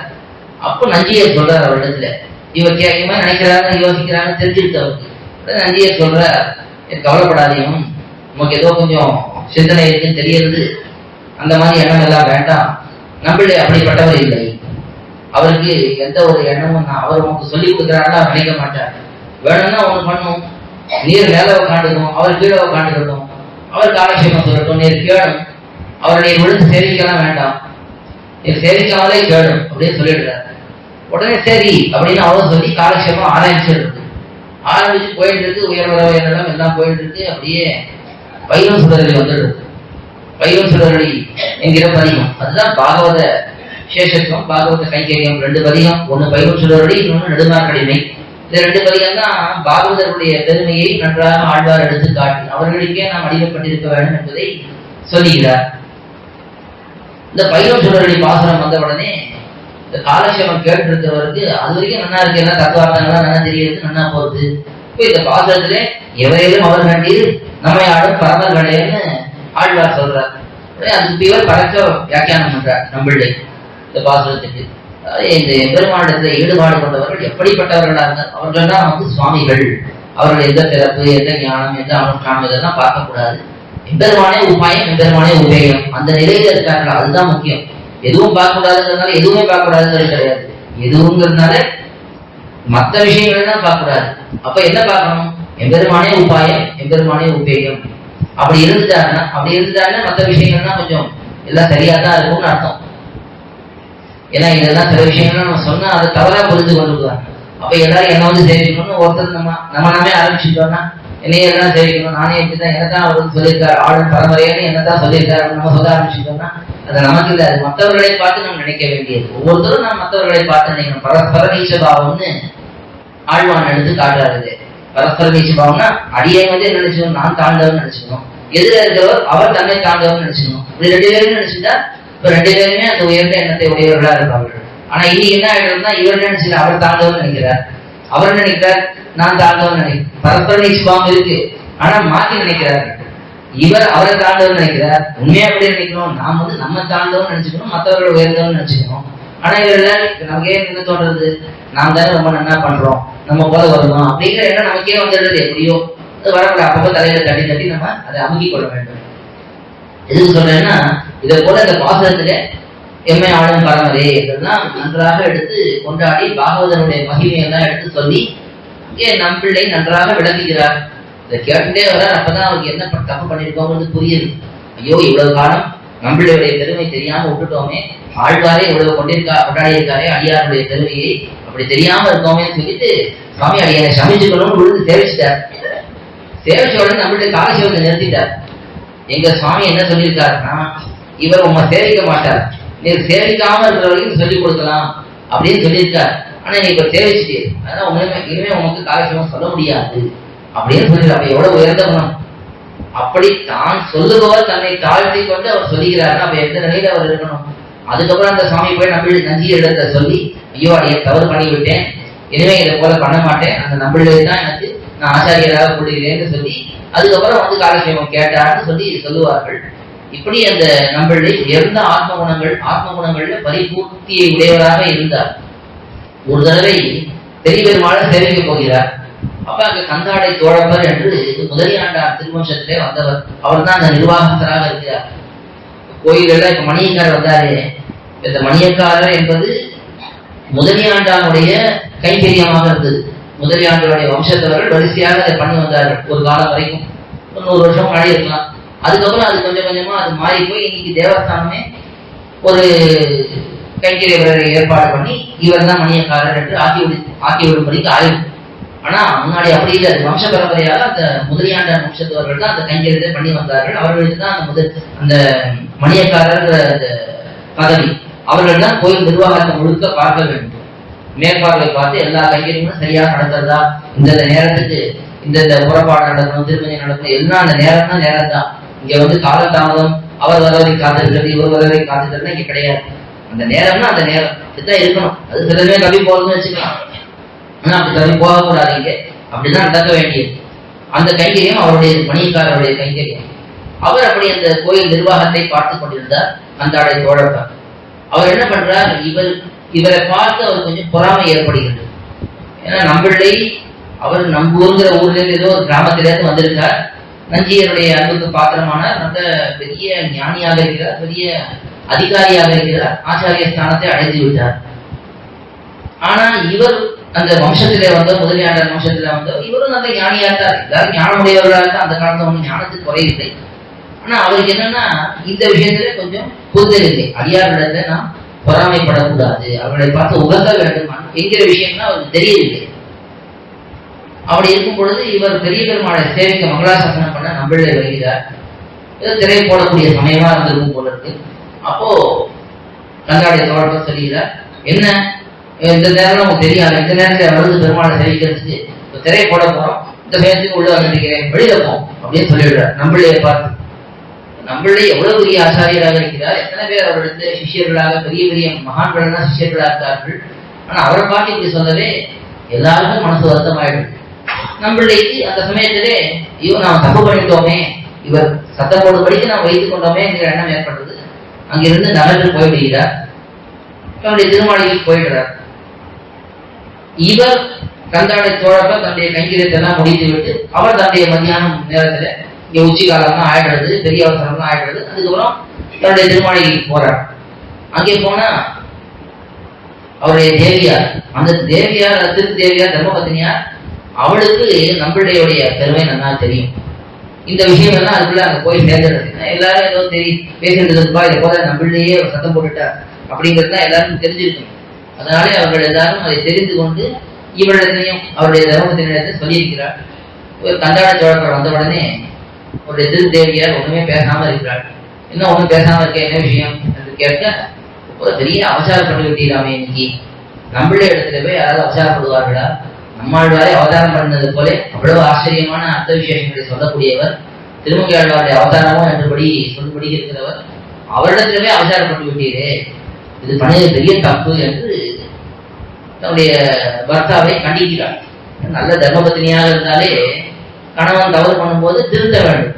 தர்மத்தை அனுஷ்டிக்கும் வரைக்கும் இவ்வளவு கூட இருந்து அனுஷ்டிக்கணும். தர்மத்தை அனுஷ்டிக்காம இருந்தா ஏன் இப்படி பண்ணுகிறேன்னு கேட்கணும். எங்க நமக்கு வாய்ப்பு இருக்கிறதோ அங்கேயாவது கேட்கணும்.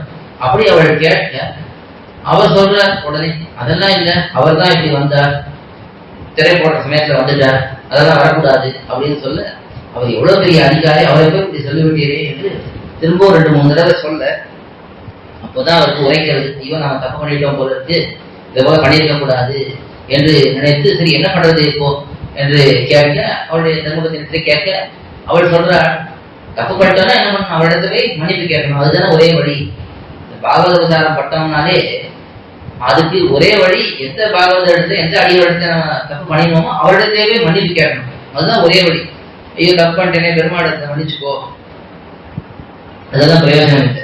இன்னும் யார் தப்பு பண்ணி யாருடைய கோபத்துக்கு நாம் கோபத்துக்கு ஆளாக மாட்டோம். நல்ல பாகவதத்தை கோபப்பட மாட்டேன், இருந்தாலும் அவரிடத்தே மனசு புண்படும்படி நம்ம நடந்தோம், அவரிடத்தே நம்ம மன்னிப்பு கேட்க வேண்டும். அது அந்த திரு தேவியார் சொல்லி நீர் போய் அவரிடத்தே மன்னிப்பு கேட்கணும்னு சொல்ல, இப்படி பேசிட்டே இருக்கா. சாயந்தரம் ஆயிடுது, பொழுது போயிடுது.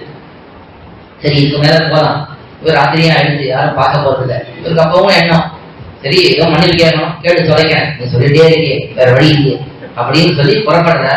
கதவை திறந்தா வாசல்ல ஒருத்தர் முக்காடு போட்டு ஒருத்தர் உட்கார்ந்து இருக்காரு. யாரு பார்த்து வாசல்ல உட்கார்ந்து இருக்கிறது அப்படின்னு கேட்க, உடனே சொல்றார், அடியேன் கலிகண்டிதாசன் வந்திருக்கேன் என்று சொல்றார். அதனாலதான் நம்மளேதான் தன்னை சொல்லி கலிகண்டிதாசன் அவர் திருநாமம் இல்லையா, கலிகண்டிதாசன் வந்திருக்கேன்.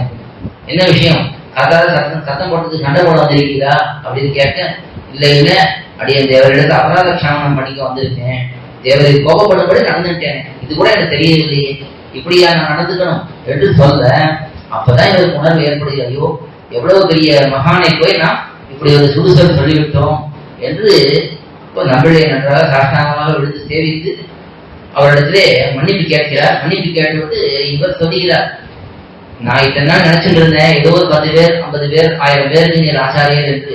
இல்ல இல்ல, நீர் உலகத்துக்கே ஆச்சாரியர், நீர் தான் லோகாச்சாரியர். அப்போதான் அவர் லோகாச்சாரியர் திருநாமே ஏற்படும்.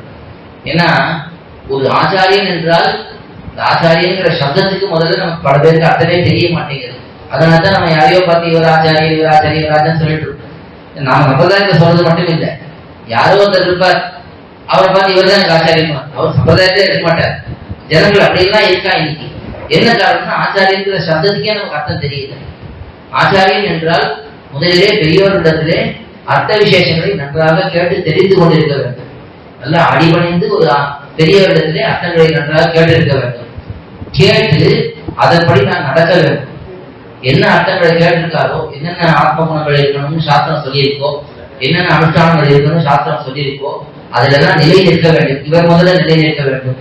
இவர் நிலை என்ற பின்பு மற்றவர்களை அதை எடுத்து சொல்லி அவர்களையும் திருத்தி அவர்களையும் அதே போல ஆக்க வேண்டும். இப்படி யார் பண்ணுகிறாரோ அவர் தான் ஆச்சாரியன். இதுதான் ஆச்சாரியன்ற அந்த சப்தத்துக்கே அர்த்தம்.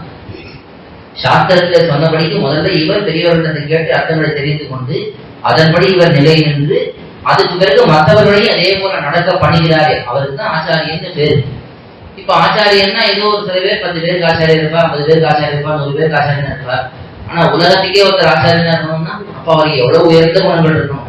அந்த உயர்ந்த குணங்கள் உங்களிடத்துல தான் இருக்கு, வேற இடத்துல இல்லை என்று அதனால உண்மை இதுதான் லோகாச்சாரியன் என்றே கருதுகிறேன் என்று. எப்படி எம்பெருமானார் ஜெகதாச்சாரியன் இருந்தாலும் அதே போல இவருக்கும் லோகாச்சாரியர் என்ற திருநாமம் இந்த கந்தாடைய தோழப்பராலே கொடுக்கப்படுகிறது. இப்படி தன்னுடைய ஆத்ம குணத்தை பல சமயங்களிலே நம்பிள்ளையானவர் வெளியிடுகிறார். யார் அவரிடத்தில் கோபப்பட்டாலும் அவர் கோபப்படாமல் அவர்களுக்கும் நல்வார்த்தைகளை சொல்லி அவர்களையும் வழிகாட்டி அவர்களையும் திருத்தி பல பல பெரியவர்களுக்கு ஆச்சாரியரா இருக்கார்.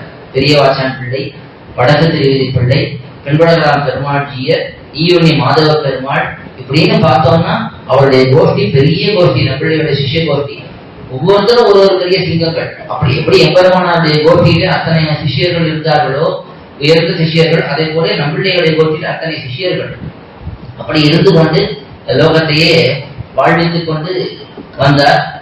அவர் நம்முடைய சம்பிரதாயத்தில் பண்ணின பெரிய உபகாரம் என்ன என்று பார்த்தால் இந்த ஈடு வியாக்கியானத்தை அருளி செய்து, அதாவது திருவாய்மொழிக்கு உபன்யாசங்கள் பண்ண தொடங்கினார். திருவாய்மொழிக்கு ஏற்கனவே 2 வியாக்கியானங்கள் இருந்தன. ஒண்ணு 6000 படி, அதுக்கு அடுத்தது 9000 படி. இந்த 2 வியாக்கியானங்கள் இருந்திருக்கு. இதிலே 9000 படி அதை இவர் தான் ஏழுபடுத்தி கொடுத்திருக்கிறார். இப்ப நஞ்சியரிடத்திலே நன்றாக திருவாய்மொழி அர்த்தங்களை கேட்டால் நஞ்சியர் நிறைய அர்த்தங்களை சொல்லியிருக்கார். அதெல்லாம் நம்முடைய திருவுள்ளத்திலே நம்மளை தேக்கி வைத்திருக்கிறார். அதே போல நம்பிள்ளை என்ன பண்றாருன்னா தன்னுடைய சிஷியரான பெரியவாச்சான் பிள்ளை அவரை நீர் எல்லா கிரந்தங்களுக்கும் எல்லா பிரபந்தங்களுக்கும் வியாக்கியானம் பண்ணும் என்று நியமிக்க அவர் எல்லா பிரபந்தங்களுக்கும் வியாக்கியானம் பண்றார். 4000 திவ்ய பிரபந்தத்துக்கும் வியாக்கியானம் பண்ண ஒரே ஆச்சாரியர் தான் அது பெரியவாச்சான் பிள்ளை தான் காலத்திலே. அப்படி அந்த 4000க்கும் பண்ணியிருக்காரு, அப்ப திருவாய்மொழிக்கும் பண்ணியிருக்காரு. திருவாய்மொழிக்கும் முழுக்க 24,000 படி வியாக்கியானத்தை நம்மளுடைய அருள் பெற்ற பெரியவாச்சான் பிள்ளை அவர் தான் அருள் செய்திருக்கிறார். இப்படி இதெல்லாம் இருக்கும் பொழுது இவர் தினந்தோறும் இங்கே அர்த்த விசேஷங்களை சொல்லிட்டே வருகிறார். அதையெல்லாம் வடக்கு திருவிதி பிள்ளை என்கிற ஆச்சாரியர் அவர் நன்றாக காலட்சேபத்தை அனுபவித்து வருகிறார். இந்த 2 பேருக்குமே திருநாமம் கிருஷ்ணன் என்பது. பெரியவாச்சான் பிள்ளை திருநாமம் கிருஷ்ணன், வடக்கு திருவிதி பிள்ளை திருநாமம் கிருஷ்ணன். 2 பேருமே கிருஷ்ணன் இருந்தார். அதனாலதான் நம்மளுக்கு இருகண்டர்னு ஒரு திருநாமம். இருகண்டர்னா 2 கண்ணை உடையவர். எல்லாருக்கும் 2 கண்ணு தானே இருக்குன்னா இவர் 2 கண்ணன்களே உடையவர். இருகண்டர்னா 2 கண்ணன், இவர் ஒரு கண்ணன் அவர் ஒரு கண்ணன். பெரியவாச்சான் பிள்ளை ஒண்ணு, வடக்கு திருவிதி பிள்ளை ஒண்ணு. 2 பேரும் அவருக்கு 2 கண்களாக இருந்திருக்கிறார்கள். ஒருத்தர் 24,000 படி வியாக்கியானத்தை நம்மளுடைய ஆணையின் பேரில் எழுதினவர். வடக்கு திருவிதி பிள்ளை என்ன பண்ணுகிறாருன்னா இப்ப அடுத்தது வடக்கு திருவிதி பிள்ளை சரித்திரத்தை சேர்த்தே அனுபவிச்சிடலாம். நம்மளே வடக்கு திருவிதி பிள்ளை, பிள்ளை லோகாச்சாரியர் 3 பேருடைய சரித்திரத்தை அனுபவிக்கணும். வடக்கு திருவிதி பிள்ளை என்ன பண்றாருன்னா இவர் தினந்தோறும் காலட்சேபத்தை கேட்டுட்டே இருக்கார். நம்மளே இடத்துல கேட்க கேட்க ராத்திரி போறார். அவர் என்னதான் சொன்னாலும் அத்தனையும் எழுதி வச்சுக்கிறார். ஓலைச்சுவடிகளை ஸ்ரீகோஷமாக எழுதி வச்சுக்கிறார். இப்படியே அது இந்த ஓலைச்சுவடிகள் சேர்ந்துட்டே வருது. இது சேர்ந்துட்டு என்ன ஆயிடுச்சுன்னா 36,000 படியாக ஆயிடுச்சு. படின்னா 32 எழுத்துக்கள். படி படி இப்ப 24,000 படி, 12,000 படி இதெல்லாம் பாக்குறோமே. ஒரு படினா 32 எழுத்துக்கள் சேர்ந்தது. அந்த காலத்துல அப்படிதான் அளவு வச்சிருப்பா. ஒரு ஓலைச்சுவடினா இந்த ஒரு ஓலைச்சுவடியில 32 எழுத்துக்கள் எழுத முடியுமா இருக்கும். அப்ப அத்தனை ஓலைச்சுவடிகள் சேர்ந்தது. எத்தனை எவ்வளவு பெருசா எழுதுறாலும் அதை பொறுத்து. அப்போ அத்தனை 32 எழுத்துக்கள் அது 24,000 வரிகளாக இருந்தால் 24,000 படி. அதே 36,000 வரிகளாக இருந்தால் 36,000 படி. இப்படி அந்த ஒவ்வொரு வியாக்கியானத்துக்கும் அளவு இப்படிதான் சொல்லப்படுறது. இவர் எழுதிட்டே வர வியாக்கியானத்தை ஏடுபடுத்திட்டே வர, நம்மளே சொல்லக்கூடிய அர்த்தங்களை எல்லாம் ஏடுபடுத்திட்டே வர. அது இந்த உபன்யாச தொடர் முடிஞ்சிடுறது. அபாவர சூழ் அரியற்றி அபாவற்று வீடு பெற்ற புதுப்பூர் சடகோபன் என்று சொல்லி இந்த பாசுரத்துக்கான அர்த்தத்தை எல்லாம் பூர்த்தி பண்ணிட்டார். நம்மளை விரிவாக போன வியாக்கியானம், விரிவான நடந்த உபன்யாசங்கள், அந்த அர்த்தத்தை எல்லாம் நம்மளுடைய சாதித்த அர்த்தங்களை எல்லாம் வடக்கு திருவிழி ஏடுபடுத்தி வச்சிருக்கிறார். அவர் ஏற்படுத்தி வைத்திருக்கும் பொழுது ஒரு நாள் அவருடைய திருமாளிகைக்கு நம்பிள்ளை எழுந்தருளுகிறார். வடக்கு திருவிழி திருமாளிகைக்கு நம்பிள்ளை எழுந்தருளுகிறார். அப்படி எழுந்தருளும் பொழுது ஆச்சாரியன் நம்முடைய திருமாளிகைக்கு வந்தா நம்ம என்ன பண்ணணும்? நம்முடைய திருவாராதன பெருமாளை காட்டி கொடுத்து இந்த பெருமாளுக்கு ஒரு மங்களாசாசனம் பண்ணும், ஒரு திருவாராதனம் பண்ணும். நான் தான் தினமும் பண்ணிட்டு இருக்கேன், எனக்கு யோகியதையே இல்லை. தேவருடைய திருக்கையாளர் தான் நான் இன்னைக்கு திருவாராதனமே பண்ணிட்டு இருக்கேன். எப்பவுமே நம்ம திருவாராதனம் பண்ணும்போது என்ன சொல்றோம்? ஆச்சாரிய திருக்கைகளா இருந்து திருவாராதனம் சமர்ப்பிக்கிறோம். 108 திவ்யதேச பெருமாளும் அதை ஏற்றுக்கொள்ள வேணும் தான் பிரார்த்திக்கிறோம். நாம பண்ணது இல்லை, ஆச்சாரியனுடைய கையாக இருந்து நாம் பண்ணிக்கிறோம். இன்னைக்கு ஆச்சாரியனே நேரம் வந்துட்டார், அவருடைய கை இருக்கு, அந்த கையை கொண்டே பண்ணட்டுமே அப்படின்னு நம்ம பிரார்த்திக்கணும். அதைத்தான் அவர் நீ காட்டி கொடுக்கிறார் வடக்கு திருப்பிள்ளை. நம்மளுடைய எழுந்தருட தன்னுடைய திருவாரூர் பெருமாள் அந்த கோயிலாளர் அருகிலே அழைத்து போய் சுவாமி தேவரையுடைய திருக்கையாலே இன்னைக்கு திருவாராதனம் சமர்ப்பிக்க வேண்டும் அப்படின்னு பிரார்த்திக்கிறார்.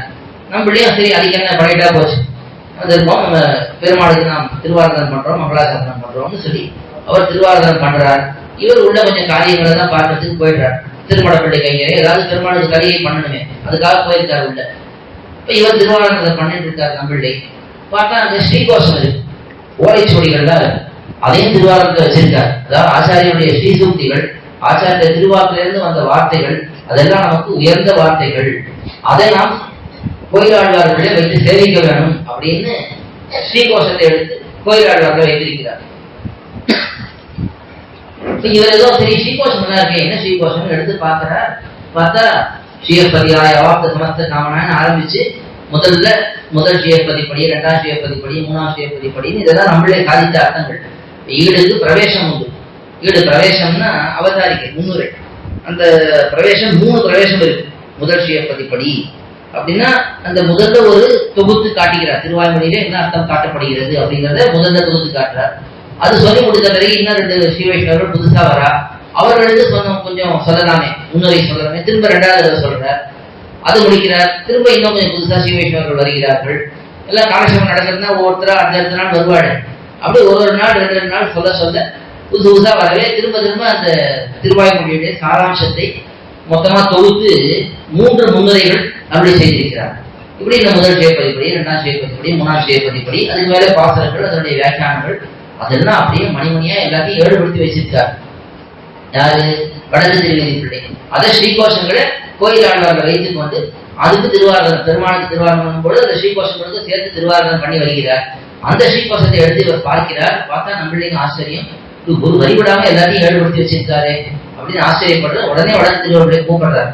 வாரும் என்று கூப்பிட்டு என்ன பண்ணியிருக்கீங்க அப்படின்னு கேட்ட, இல்ல சுவாமி அடியேன் குறிப்பு எடுத்துட்டு இருக்கேன், ஏன்னா அடியனுக்கு மறந்து போயிடக்கூடாதுன்னா குறிப்பு எடுத்துட்டு இருக்கேன் அப்படின்னு சொல்ல, உடனே நம்மளுக்கு கோபம் வந்தது.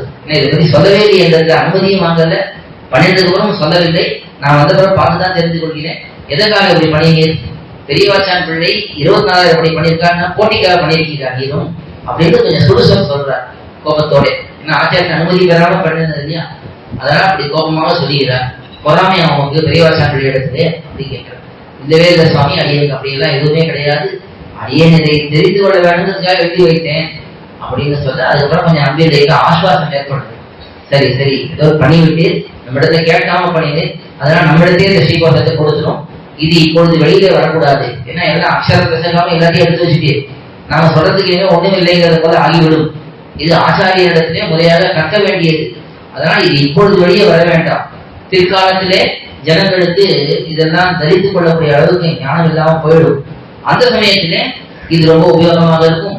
இதை வெளியிடுவதற்குன்னு ஒரு விசேஷமான व्यक्ति வருவார், எம்பெருமானாரே திரும்ப அவதாரம் பண்ணுவார், அவர் இதை வெளியிடுவார் அப்படின்னு சொல்லிட்டு அந்த கிரந்தத்தை 36,000 படி ஸ்ரீகோஷத்தை தான் வாங்கி வைத்துக் கொள்கிறார்.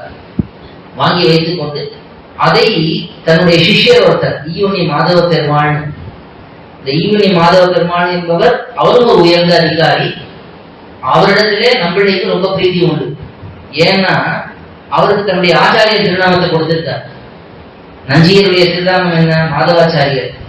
இவரை தான் சிஷ்யனாக எடுக்கும் பொழுது இப்போ தாசிய நாமம் கொடுப்பார் இல்லையா, அப்ப இவருக்கு மாதவன் சாத்தியிருக்கார் திருநாமம், தன்னுடைய ஆச்சாரிய திருநாமம். அப்ப எவ்வளவு பிரீதி இருந்தா தன்னுடைய ஆச்சாரிய நாமத்தை சாத்தியிருப்பார். அப்படி இவருடைய ஆச்சாரிய திருநாமத்தை அவர் சாத்தியிருக்கிறதுனாலே அவரிடத்தை இவருக்கு ரொம்ப பிரீதி உண்டு. அந்த ஈவனி மாதவ பெருமாளத்திலே இந்த ஸ்ரீகோஷத்தை கொடுத்து நீர் இதை வைத்துக் கொண்டிரும், நீர் இதை இப்போது வெளியிட வேண்டாம், இது ஒருத்தருக்கு சொல்லிக் ஓராண்டு வழி கிரமத்திலே ஒருத்தருக்கு சொல்லிக் கொடும், அவர் மூலமா இது இந்த உலகத்திலே காப்பாற்றப்பட வேண்டும் அப்படின்னு ஆணையிடுறார். இது வெளியிலே பொதுவிலே சொல்லக்கூடாது அப்படின்னு சொல்லிடுறார் சமயத்துல. அப்படி சொல்ல ஈவனி மாத பெருமாள் வாங்கி வைத்துக் கொள்கிறார். அந்த ஸ்ரீகோஷம் அவருடைய அங்கிருந்து அந்த ஈடு வியாக்கியானம் ஸ்ரீகோஷம் மணவாழ மாமனிகளை அடையிறது. அது ஒரு அழகான சரித்திரம். அது ஒரு சமயத்துல நாம் பார்க்கலாம் அது எப்படிங்கிறது. அந்த ஈடு வியாக்கியானத்தை அப்படி கொடுத்து விடுகிறார். இது ஒரு பக்கம் இருக்க, வடக்கு திருவிதி பிள்ளை நம்பிள்ளையே எல்லாம் என்று மிகவும் ஈடுபட்டு அந்த நம்பிள்ளையிடத்தை மிகவும் ஆசையோடு எழுந்தருளியிருக்கிறார். அப்படி வாழ்ந்திருந்த காலத்திலே வடக்கு திருவிதி பிள்ளைக்கு திருக்கல்யாணம் பண்ண வேணும் என்று நம்பிள்ளை ஆசைப்பட்டு நம்பிள்ளையிடத்தை ஆசைப்பட்டு அவருடைய திருத்தாயார், அதாவது வடக்கு திருவிதி பிள்ளையோட திருத்தாயார், அவர் நம்பிள்ளையிடத்தை பிரார்த்திக்கிறார்.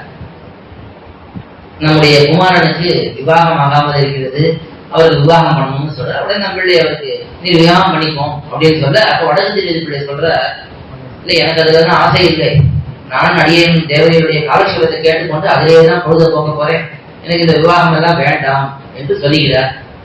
ஆனா நம்பிள்ளை அப்பொழுது விடவில்லை. இல்ல இல்ல உங்களுடைய தாயார் ஆசைப்படுகிறார், நேர் கல்யாணம் பண்ணிக்கொள்ளும் என்று சொல்ல, சரி சுவாமியுடைய நியமனம் அதுவாக இருந்தால் அதையே ஏற்றுக்கொண்டு பண்ணிக்கொள்கிறேன் அப்படின்னு விவாகம் பண்ணிக்கிறார்.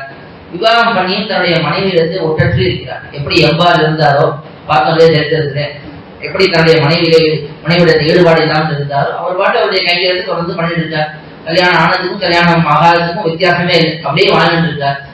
அப்படி வாழ்ந்துட்டு இருக்கும் பொழுது இதை பார்த்து அவருடைய திருத்தாயாரி திரும்பவும் வருத்தம், இவனுடைய சந்தானம் நம்முடைய குடும்பமானது வம்சமானது வளராமல் இருக்கிறது அப்படின்னு திரும்பவும் அந்த திருத்தாயார் நம்மளிடத்தே பிரார்த்திக்கிறார்.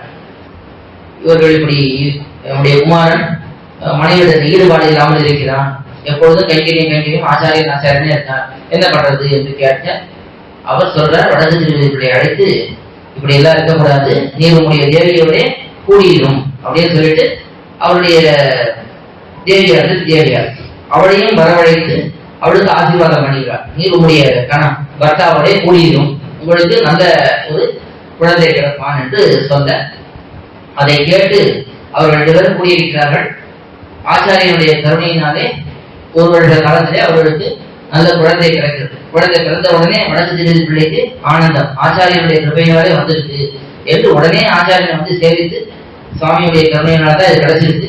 அதனால இந்த குழந்தைக்கு லோகாச்சாரியன் என்றே திருநாமம் வைக்க போகிறோம். ஏன்னா பிள்ளை இந்த லோகாச்சாரியனுடைய குழந்தையாக அவதரித்தனாலே லோகாச்சாரியன் பிள்ளை, இது என்னுடைய பிள்ளைன்னு சொல்றது லோகாச்சாரியன் பிள்ளைன்னு சொல்றதுதான் உச்சிதம், ஆச்சாரியனுடைய பிரசாதம் அப்படின்னு சொல்லி லோகாச்சாரியன் பிள்ளைன்னு வைக்கிறார். இது வடக்கு திருவிதி பிள்ளைக்கு பிள்ளை லோகாச்சாரியர் அவதரித்த சரித்திரம். இந்த பிள்ளை லோகாச்சாரியர் அவதரித்ததை பார்த்து அவருக்கு லோகாச்சாரியன் பிள்ளைன்னு வச்ச உடனே இந்த விஷயம் நம்பெருமாள் தெரிய வருது. உடனே நம்பெருமாள் வடக்கு திருவிதி பிள்ளை அழைக்கிறார், இங்க வாரும், என்ன பண்ணீங்க அப்படின்னா ஆச்சாரியன் போனேன், ஆச்சாரியன் இப்படி சொன்னார், எனக்கு பிரசாதம் கிடைச்சது, குழந்தை கிடைச்சது. அப்படியா, இப்ப நாம சொல்றோம், நீ போய் உங்களுடைய மனைவியோட கூடியணும், உனக்கு இன்னும் இதே போல ஒரு பிள்ளை பிறப்பான், அவருக்கு என்னுடைய பேரை வையும், இவருக்கு போட்டி. அங்க எப்பவுமே ஆச்சாரியனுக்கு போட்டியா பெருமாள் தானே இருப்பார். ஈஸ்வரனும் ஆச்சாரியத்தை ஆசைப்பட்டு இருக்கும்னு எம்பெருமானுடைய திருவள்ளுமே தானும் ஒரு ஆச்சாரியனை போல இருக்கணும்னு. அதனால அவர் சொல்றார், இதே மாதிரி கூடியிடும், இன்னொரு பிள்ளை பிறப்பான்னு. அதே போல கூடியிருக்கிறார், இன்னொரு குழந்தை பிறக்கிறார். அப்ப சொன்ன மாதிரியே அவருக்கு அழகிய மனவாள பெருமாள், அழகிய மனவாள பெருமாள் நாயனார்னு திருநாமம் வைக்கிறார். இப்படி பிள்ளை லோகாச்சாரியரும் அழகிய மனவாள பெருமாள் நாயனாரும் அவதரிக்கிறார்கள். 2 பேரும் எப்படி நம்பி பூத்த பெருமானும் கண்ணன் பெருமானும் அங்கே கோகுலத்திலே வந்தார்களோ இருந்து வந்தார்களோ, அதே போல எப்படி பெருமானும் இளைய பெருமானும் திருவயோத்தியிலே இருந்து வந்தார்களோ, அதே போல பிள்ளை லோகாச்சாரியரும் அழகிய மனவாள பெருமாள் நாயனாரும் அவ்வளவு ஆச்சரியமாக இந்த திருவீதிகளிலே எப்படி பராசர பட்டர் ஸ்ரீரங்கராஜ புத்திரராகவே வாழ்ந்தாரோ, அதே போல பிள்ளை லோகாச்சாரியரும் அழகிய மனவாள பெருமாள் நாயனாரும் ஸ்ரீரங்கத்திலே பெருமதிப்போட வாழ்ந்தார்கள். இவ்வளவு பெருமதிப்போட வாழ்ந்தார்கள். அதனால அவர்களுக்கு விஷயங்கள் ஒன்றும் அவ்வளவு தெரியாதுன்னு அப்படி இல்லை. இளம் வயதிலேயே சகல சாஸ்திரத்தையும் கற்றுக்கொள்கிறார். அவருடைய எவ்வளவு பெரிய பாக்கியம் யோசிக்கணும். நம்மளுடைய இருக்கார், பிள்ளை லோகாச்சாரியர் இருக்கார், பெரிய வளர்ச்சி பிள்ளை இருக்கார், பெரியவாச்சார பிள்ளை இருக்கார், ஈவனி மாதவ பெருமாள் இருக்கார், கும்பலராம் பெருமாள் ஜீயர் இருக்கார்.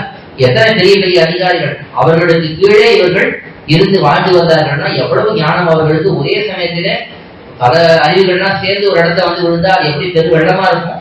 அதே போல இவர்கள் மிகுந்த ஞானத்தை உடையவர்களாக வாழ்ந்தார்கள். மிகுந்த ஞானம் மட்டும் இல்லை, வைராகியத்திலையும் சிறந்து விளந்தார்கள்.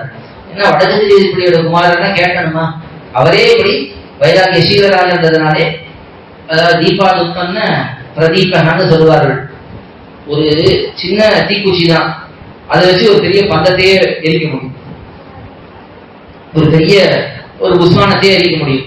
அது தீக்குச்சி சின்னதா இருக்கும், ஆனா அதுல இருந்து வரக்கூடிய நெருப்பு பெருசா இருக்கு இல்லையா, அதே போல வடக்கு திருவிதி பிள்ளையிடத்திலிருந்து வந்தவர்கள் அவரை விட இந்த வைராக்கியத்தில் சிறந்து விளங்குகிறார்கள். 16 வயது 15 வயது இருக்கும் பொழுது சங்கல்பம் பண்ணி விடுகிறார்கள். அதாவது இந்த பிரம்மச்சரியத்தை முடித்து அதுக்கு மேலே நாம் கல்யாணம் பண்ணிக்கொள்ள போகிறோமா இல்லையாங்கிறத முடிவு பண்ணணும். அதெல்லாம் இந்த காலத்துல நடந்தது இல்லை, அது பாட்டு போயிட்டு. ஆனா அந்த காலத்துல தான் குருகுலவாசம் பண்ணி முடிக்கும் பொழுது நான் கல்யாணம் பண்ணிக்கொண்டு வாழப் போகிறேன்னா இல்லை அப்படியே பிரம்மச்சாரியாக வாழப் போகிறேன்னு முடிவு பண்ணி அதை சங்கல்பம் பண்ணிக்கணும். நான் நைட்டுக்கு பிரம்மச்சாரியாக இருப்பேன், கல்யாணம் பண்ணிக்க மாட்டேன் அப்படின்னு சங்கல்பம் பண்ணிட்டார்கள்னா அதுக்கப்புறம் கல்யாணம் பண்ணிக்கூடாது. கூட சில பேர் கல்யாணம் ஆகாம இருந்துடுறா, என்ன பெண்ணு கிடைக்காம சில பேர் கல்யாணம் பண்ணிக்காம இருந்துடுறா, இல்ல பிள்ளை கிடைக்காம பெண்கள் கல்யாணம் பண்ணிக்காம இருந்துடுறா. அப்படி இல்லாமல் கல்யாணம் பண்ணிக்க போறதில்லைன்னு சங்கல்பம் பண்ணி அதன்படி வாழ்வதுங்கிறது அது இன்னும் உயர்ந்தது. அப்படி வாழ்ந்த அடியார்கள்னு பார்த்தா முக்கியமா பிள்ளைலோகாச்சாரியரும் அடையும் நாயனாரும் அப்படி விளங்கி இருக்கிறார்கள். மிகுந்த ஞானத்தோட மிகுந்த உயர்ந்த பக்தியோட உயர்ந்ததான நிஷ்டையோட அவர்கள் வாழ்ந்து வந்தார்கள். அப்படி திருவரங்கம் பெரிய கோயிலை இருந்து கொண்டு சகல சேதனர்களுக்கும் உஜ்ஜீவனத்தை அழித்துக் கொண்டு இருக்கிறார்கள். உஜ்ஜீவனத்தை கொடுத்து கொண்டு ஆச்சரியமாக வாழ்ந்து வருகிறார்கள். அப்படி இருந்த காலத்திலே தான் மணப்பாக்கத்து நம்பி என்று ஒரு சுவாமி, மணப்பாக்கத்து நம்பி என்று ஒரு சுவாமி, இவர் காஞ்சிபுரத்துக்கு அருகிலே இருந்து வந்தவர். மணப்பாக்கம்ங்கிற ஊர், அங்கே நம்பி, அதாவது நம்பிங்கிறது 2 விதமா சொல்லுவார்கள். ஒண்ணு இப்போ திருக்கோட்டை நம்பி பெரிய நம்பி எல்லாம் பார்க்கிறோம், நம்பி தான் குணபூர்த்தி உடையவர் என்று தெரியுது. இன்னொன்னு நம்பிங்கிறது அர்ச்சகர்கள் இருக்கக்கூடிய பேர். நம்பியார் நம்பிமார்னு சொல்லுவாங்க, அர்ச்சகர்கள்னு அர்த்தம். இவர் ஒரு கோயிலே அர்ச்சகராக இருந்திருக்கலாம். அவர் அங்கே இருந்து கொண்டு எம்பெருமானை நன்றாக அனுபவித்துக் கொண்டு கைங்கரியம் பண்ணி கொண்டு இருக்கிறார். அப்பொழுது தேவபெருமாள், அதாவது காஞ்சிபுரத்திற்குரிய தேவபெருமாள் வரதராஜ பெருமாள் அவருடைய கனவிலே தோன்றி ஒரு நாள் ஒரு அர்த்தத்தை சொல்லுகிறார். இந்த மணப்பாக்க நம்பியுடைய கனவிலே தோன்றி ஒரு அர்த்த விசேஷத்தை சொல்லுகிறார். அதையெல்லாம் நான் மணப்பாக்க நம்பி கேட்டுட்டே வர்றேன். கேட்டுட்டே வரும் பொழுது திடீர்னு ஒரு நாள் கனவு நின்றுடும், பெருமாள் வரவே இல்லை. என்னாச்சுன்னு ரொம்ப கிளேசமாயிடுது, வருத்தமாயிடுது. அப்போ அவர் பெருமாளுக்கு பிரார்த்திக்கிறார், ஏன் இப்படி ஆயிடுச்சு, இத்தனை நாள் நான் அர்த்தங்களை தான் தெரிஞ்சுட்டு வந்துருந்தேன், எனக்கு இப்படி அர்த்த விசேஷங்களே இல்லாம போயிடுச்சு அப்படின்னு சொல்ல, அப்போ பெருமாள் அவருடைய கனவிலே தோன்றி, நீர் இங்கிருந்து புறப்பட்டு 2 ஆற்றங்கரைக்கு நடுவில் இருப்போம், திருவரங்கம் 2 நாட்டுக்கு கொள்ளிடம் காவிரி, வடது காவிரி தென் காவிரி பக்கம் ஓடுறது இல்லையா, இந்த 2 ஆற்றங்கரைக்கு நடுவிலே போய் இருந்து அங்கே இதே ஆற்றங்களை நாம் உங்களுக்கு சொல்லுகிறோம் அப்படின்னு சொல்லி அவரை அனுப்புகிறார். அந்த மணப்பாக்கத்தை நம்பி அங்கிருந்து புறப்பட்டு திருவரங்கம் பெரிய கோயிலுக்கு வர்றார். இங்க வந்தா அவர் என்ன பண்றாரு, முதல்ல காட்டழகேசிங்கர் கோயில் இருக்கு, காட்டழகேசிங்கர் கோயில் இருக்கு இல்லையா, அந்த இடத்துல வந்து அந்த பக்கத்திலே அவர் இருக்கார். அப்படி இருக்கும் பொழுதுதான் பிள்ளைலோகாச்சாரியர் தன்னுடைய கோஷ்டியோட வந்து அங்கே ஏகாந்தமாக காலக்ஷேபம் சாதித்துக் கொண்டிருக்கிறார். நிறைய அர்த்த விசேஷங்கள் அப்படியே வெள்ள பெருக்கா அனுபவித்துக் கொண்டிருக்கிறார். இவர் இதெல்லாம் மறைந்திருந்து கேட்கிறார் மணப்பாக்கத்தை நம்பி. இவர் கேட்க கேட்க என்ன தெரியுதுன்னா, அந்த தேவபெருமாள் என்ன அர்த்தங்களை கனவுல சொல்லிட்டு இருந்தாரோ அதே அர்த்தங்களை தொடர்ந்து இங்கே இவர் சொல்றாருன்னு தெரியுது. உடனே அவர் அங்கிருந்து வெளியில வர, மறைவிலிருந்து வெளியில வந்து விழுந்து சேவிக்கிறார். விழுந்து சேவித்து அவரை பார்த்து அவரோ நீர் அப்படிங்கிறார். அவரோ நீர்னா அந்த தேவபெருமாளே நீர் இங்க வந்திருக்கீங்களா அப்படின்னு கேட்கிறார். உடனே அவர் ஆம் அதுக்கு மேல அப்படிங்கிறார். உடனே அவருக்கு தெரிஞ்சிடுது, பெருமாள் தான் இப்படி பிள்ளைலோகாச்சாரியராக அவதரித்திருக்கிறார். தேவபெருமாளுடைய அவதாரமாகத்தான் நம்முடைய சம்பிரதாயத்தை பிள்ளைலோகாச்சாரியர் கொண்டாடப்படுகிறார். மனோரமானு இதை எடுத்து காட்டுறார். ஸ்ரீகிருஷ்ண அவதாரிகையில இந்த விஷயத்தை எடுத்து காட்டியிருக்கார். அதே போல யதீந்திர பிரபல பிரபாவம் நேற்றையே சொன்னேன், நம்பிள்ளையோட சரித்திரம் வரைக்கும் குரு பரம்பரா பிரபாவத்துல இருக்கு. அதுக்கு மேல வடக்கு திருவிதி பிள்ளை சரித்திரம், பிள்ளைலோகாச்சாரிய சரித்திரம், இதெல்லாம் பிள்ளைலோகம் ஜீயர் அவருடைய யதீந்திர பிரபல பிரபாவங்கிற கிரந்தத்துல இருக்கு. அதுலேயும் இந்த விஷயம் எடுத்து காட்டப்பட்டது. தேவபெருமாளுடைய அவதாரம் தான் பிள்ளைலோகாச்சாரியர், நம்பெருமாளுடைய அவதாரம் தான் ஆச்சாரியர். இங்கே அழகியநாள் பெருமாள் நாயனார் அவருடைய அனுகிரகத்தாலே பிறந்தது. அதே போல நம்பிள்ளையுடைய அனுகிரகத்தாலே பிறந்தவர், நம்பிள்ளையுடைய அனுகிரகத்தாலே தேவபெருமாளே வந்து பிள்ளையாக பிறந்திருக்காருன்னு வச்சுக்கணும். அப்படி பிள்ளைலோகாச்சாரியர் இங்கே இந்த அர்த்த விசேஷங்களை எல்லாம் சொல்லிட்டே வர, அதை கேட்டு மணப்பாக்கத்தை நம்பி அவருடைய திருவடிகளில் விழுந்து அடியே தேவரிடத்திலேயே எல்லா விஷயங்களையும் கற்றுக்கொள்கிறேன் அப்படின்னு அனுமதி கேட்டு அங்கேயே கற்றுக்கொள்றார். இப்படி கற்றுக்கொண்டிருக்கும் பொழுது திரும்பவும் தேவபெருமாள் கனவுல வர்றார். தேவபெருமாள் கனவுல வந்து இவரிடத்த சொல்றார், இப்ப இவரிடத்த கற்றுக்கொள்ளக்கூடிய அர்த்தங்கள் எல்லாம் ரொம்ப ஆச்சரியமா இருக்கு, ஆனா இதெல்லாம் இவருடைய போயிடக்கூடாது, அவரிடத்தை பிரார்த்தித்து இதை ஏழுபடுத்த சொல்லும் அப்படின்னு அந்த எம்பெருமானே வந்து மணப்பாக்கத்தினுடைய கனவிலேயே சொல்றார். இதையே நேரம் பிள்ளையோகாச்சாரியத்தை சொல்லியிருக்கலாமே, அவரையே சொல்லி ஏழுபடுத்த சொல்லியிருக்கலாமேன்னா மற்றவர்கள் தெரிஞ்சிருக்காரு. அதனால எம்பெருமான் இவர் மூலமா அதை தெரியப்படுத்தி மணப்பாக்கத்தினுடைய மூலமா தெரியப்படுத்தி மணப்பாக்கத்திற்கு வந்து பிரார்த்திக்கிறார். தேவை எவ்வளவோ ஆச்சரியமான அர்த்தங்கள்லாம் சாதிக்கிறது. அதையெல்லாம் ஈடுபடுத்தி வைத்தால் எல்லாருக்கும் உஜீவனமாகும் அப்படின்னு சொல்ல, அதனால்தான் பிள்ளையோகாச்சாரியர் இந்த அஷ்டாதச ரகசியங்கள் முமுட்சுப்படி, தத்துவத்திரயம், ஸ்ரீவச்சன பூஷணம் போல பல பல ரகசிய கிரந்தங்களை எல்லாம் அவரை ஈடுபடுத்தி அவரே அதை நம்முடைய சம்பிரதாயத்துக்கு உஜீவனமாக இருக்கும்படிக்கு பண்ணுகிறார். இந்த கிரந்தங்களிலே முக்கியமான கிரந்தங்களுக்கு தான் பிற்காலத்திலே மணவாள மாமிகள் வியாக்கியானம் அருளுகிறார். முமுட்சுப்படியா இருக்கட்டும், தத்துவத்திரயமா இருக்கட்டும், ஸ்ரீவச்சன பூஷணமா இருக்கட்டும், இந்த மூணுமே காலக்ஷேப கிரந்தங்கள். அதுக்குதான் வியாக்கியானம் இருக்கு. வியாக்கியானம் இருக்கிறதே கிரந்தத்தை வைத்துக் கொண்டு நாம் காலக்ஷேபமாக கேட்க வேண்டும். அப்படி பிற்காலத்திலே அது ஏடுபடுத்தப்படுகிறது. அப்படி பிள்ளைலோகாச்சாரியர் இருந்து நன்றாக இந்த பிரமாணங்களை எல்லாம் ரட்சித்துக் கொடுத்து நமக்கு உயர்ந்ததான அர்த்தங்களை ஏடுபடுத்தி கொடுத்து பண்ணியிருக்கிறார். இது ஒரு பக்கம் பிரமாண ரட்சணம் அவர் பண்ணினது. இது மட்டும் இல்லாமல் அவர் பல திருநட்சத்திரங்கள் வாழ்றார். 100 திருநட்சத்திரங்கள் மேல அவர் இந்த உலகத்திலே இருக்கிறார். மிகவும் கல்லாத நிலையிலே அந்த சமயத்துல தான் திருவரங்கத்துக்கு பேராபத்து ஏற்படுகிறது. எம்பெருமானார் காலத்திலே இங்கே கலாபம் ஏற்படுகிறது, கஷ்டம் வருகிறது. ஏன்னா அந்த சைவராஜானாலே கஷ்டம். எம்பெருமானார் காலத்துக்கு பிற்பாடு எல்லாத்திலும் கொஞ்சம் ஓரளவுக்கு நன்றாக போய்கொண்டிருக்கிறது. பராசர பட்டர் காலத்திலே அப்பெல்லாம் பெரிய பெரிய ஆபத்து இல்லை. ஆனா பராசர பட்டர் காலத்திலேயும் இங்க இருக்கக்கூடிய அந்த ஒரு ராஜாவோட பராசர பட்டருக்கு கொஞ்சம் வருத்தம் பணக்கு ஏற்பட்டு பராசர பட்டர் கொஞ்சம் காலம் போய் திருக்கோட்டியூரில் எழுந்தருளி இருக்கிறார்னு பார்க்கிறோம். அதுக்கு பிறகு நஞ்சியர் காலம், நம்பிள்ளை காலம், நல்லடி காலம், ஒரு பிரச்சனையும் இல்லை. முழுக்க முழுக்க பகவத் அனுபவம் தான். எந்த ஒரு தொந்தரவும் இல்லாமல் நன்றாக அனுபவிக்கிறார்கள்.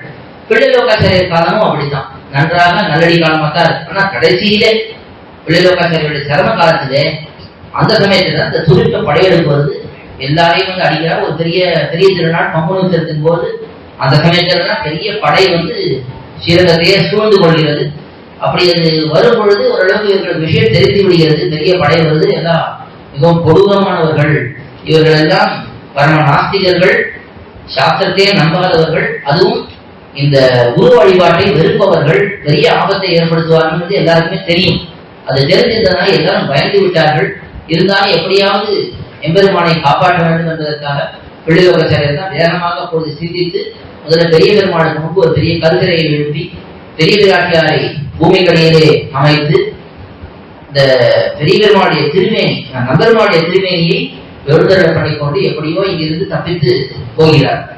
அவரும் சில அடியார்கள் மட்டும் இங்கிருந்து புறப்பட்டு அப்படியே மதுரை வரைக்கும் போய் இந்த ஜோதிஷ்குடியின் ஆணைமலைக்கு பின்பக்கம் அங்கே கொஞ்சம் பாதுகாப்பாக, மலைக்கு பின்னாடி இருக்கிறத பாதுகாப்பாக ஏகாந்தமான ஸ்தலமாக இருப்பதனால அங்கே போய் நம்பெருமாளை எழுந்தருள் பண்ணிக்கொண்டு இந்த தள்ளாத காலத்திலேயே இருந்து அங்கே எம்பெருமானுக்கு விடாமல் கைங்கரியங்கள் நடத்தும்படிக்கு பார்த்துக் கொள்கிறார். அங்கேயும் நல்ல உபதேசங்களை எல்லாம் பண்ணிக்கொண்டு தன்னுடைய சிஷ்யர்களை எல்லாம் வரவழைத்து அங்கிருந்தும் தொடர்ந்து இந்த சம்பிரதாய வளர்ச்சியை அவர் அங்கிருந்து பண்ணி கொண்டு வருகிறார். இங்கிருந்து போகும் பொழுதே நடுவிலேயே ஒரு தடவை திருடர்கள் எல்லாம் வந்து திருவாபரணங்களை எல்லாம் திருடி கொண்டு போய்விடுகிறார்கள். அதுக்கப்புறம் பிள்ளைலோகாச்சாரியருடைய பெருமையை உணர்ந்து அவர்கள் எல்லாம் திரும்ப வந்து அந்த திருவாபரணங்களை சமர்ப்பித்து விடுகிறார்கள். அதுக்கப்புறம் அவர்களே பாதுகாப்பு தான் கொடுக்கிறார்கள். இப்படி எல்லாம் வந்து இருந்தாலும் இப்படி காலப்போக்கிலே அவருக்கு தள்ளாமை ஏற்பட்டு இனிமேல் திருநாட்டுக்கு போகலாம் என்று பிள்ளைலோகாச்சாரியர் முடிவு பண்ணி அந்த சமயத்திலே அந்த நம்பெருமாளும் சரி இனிமேல் நமக்கு இந்த சம்சாரத்தில் இருக்க வேண்டாம், நீர் திருநாட்டுக்கு வந்து விடும் என்று சொல்லி அழைத்துக் கொள்ள அந்த சமயத்திலே உமக்கும் உங்களுடைய சம்பந்திகளுக்கும் எல்லாருக்கும் மோட்சம் என்று நம்பெருமாள் உங்க பிள்ளைலோகாச்சாரியருக்கு சொல்றார். அப்போ உடனே பிள்ளைலோகாச்சாரியர் அங்க இருக்கக்கூடிய எறும்பு, அங்க இருக்கக்கூடிய மரங்கள் எல்லாத்தையும் கடவுளா இருக்கு. ஏன்னா எல்லாருக்கும் நல்லது நடக்கட்டுமே, நம்முடைய சம்பந்தங்கள் தான் மோட்சம்னு எம்பெருமான் சொல்லியிருக்கான். அதையே நம்மோட போக வேண்டும், நம்முடைய சிஷ்யர்களோட 10 பேரோட போகணும், எல்லாரும் கிடைக்கட்டுமே, எல்லாரையும் கட்டாட்சித்து எல்லாரையும் தொட்டு அப்படி எல்லாருக்கும் நன்மை ஏற்படுத்த வேண்டும் என்று பரந்த உள்ளம் கொண்டு அப்பொழுது அந்த திருமையை சிறக்கிறார். இது என்ன ஆச்சரியம்னா, இந்த கலாபம் எல்லாம் நடக்கிறதுக்கு முன்னாடியே கொஞ்சம் வருஷங்களுக்கு முன்னாடி பிள்ளைலோகாச்சாரியர் இருக்கும் பொழுது அழகியலான பெருமானான முதல்ல திருநாட்டுக்கு எழுந்தருளி விடுகிறார். அப்போ அந்த சமயத்திலே பிள்ளைலோகாச்சாரியர் அழகியலான பெருமாள் நாயனாருடைய திருமையை தன்னுடைய மடியில வைத்துக் கொண்டு மிகவும் கதறி அழுகிறார். இனிமே இந்த திருமந்திரத்துக்கும் துயரத்துக்கும் சர்மஸ்லோகத்துக்கும் யாரு விசேஷமான அர்த்தங்களை சொல்ல போகிறார்? இவரை மாதிரி யாராலும் சொல்ல முடியும்? ஏன்னா அழகியமாள் பெருமான் நாயனார் அவ்வளவு ஆச்சரியமான ஞானத்தை உடையவராக இருந்தார். அவருடைய பல கிரந்தங்கள் இருக்கு. திருப்பாவைக்கு வியாக்கியானம் அருளியுள்ளார். அதே போல ஆச்சாரிய ஹிருதயம் என்கிற அற்புதமான கிரந்தம் அதை அருளியுள்ளார். ரகசிய கிரந்தம் அருளியுள்ளார். அதே போல அருளிச்செயல் ரகசியம்னு திருமந்திரம் தயம் சரமஸ்லோகத்தை எப்படி மூச்சுப்படி இருக்கோ அதே போல அருளிச்செயல் சந்தைகளை வச்சே ஒரு கிரந்தம் பண்ணியிருக்கார்.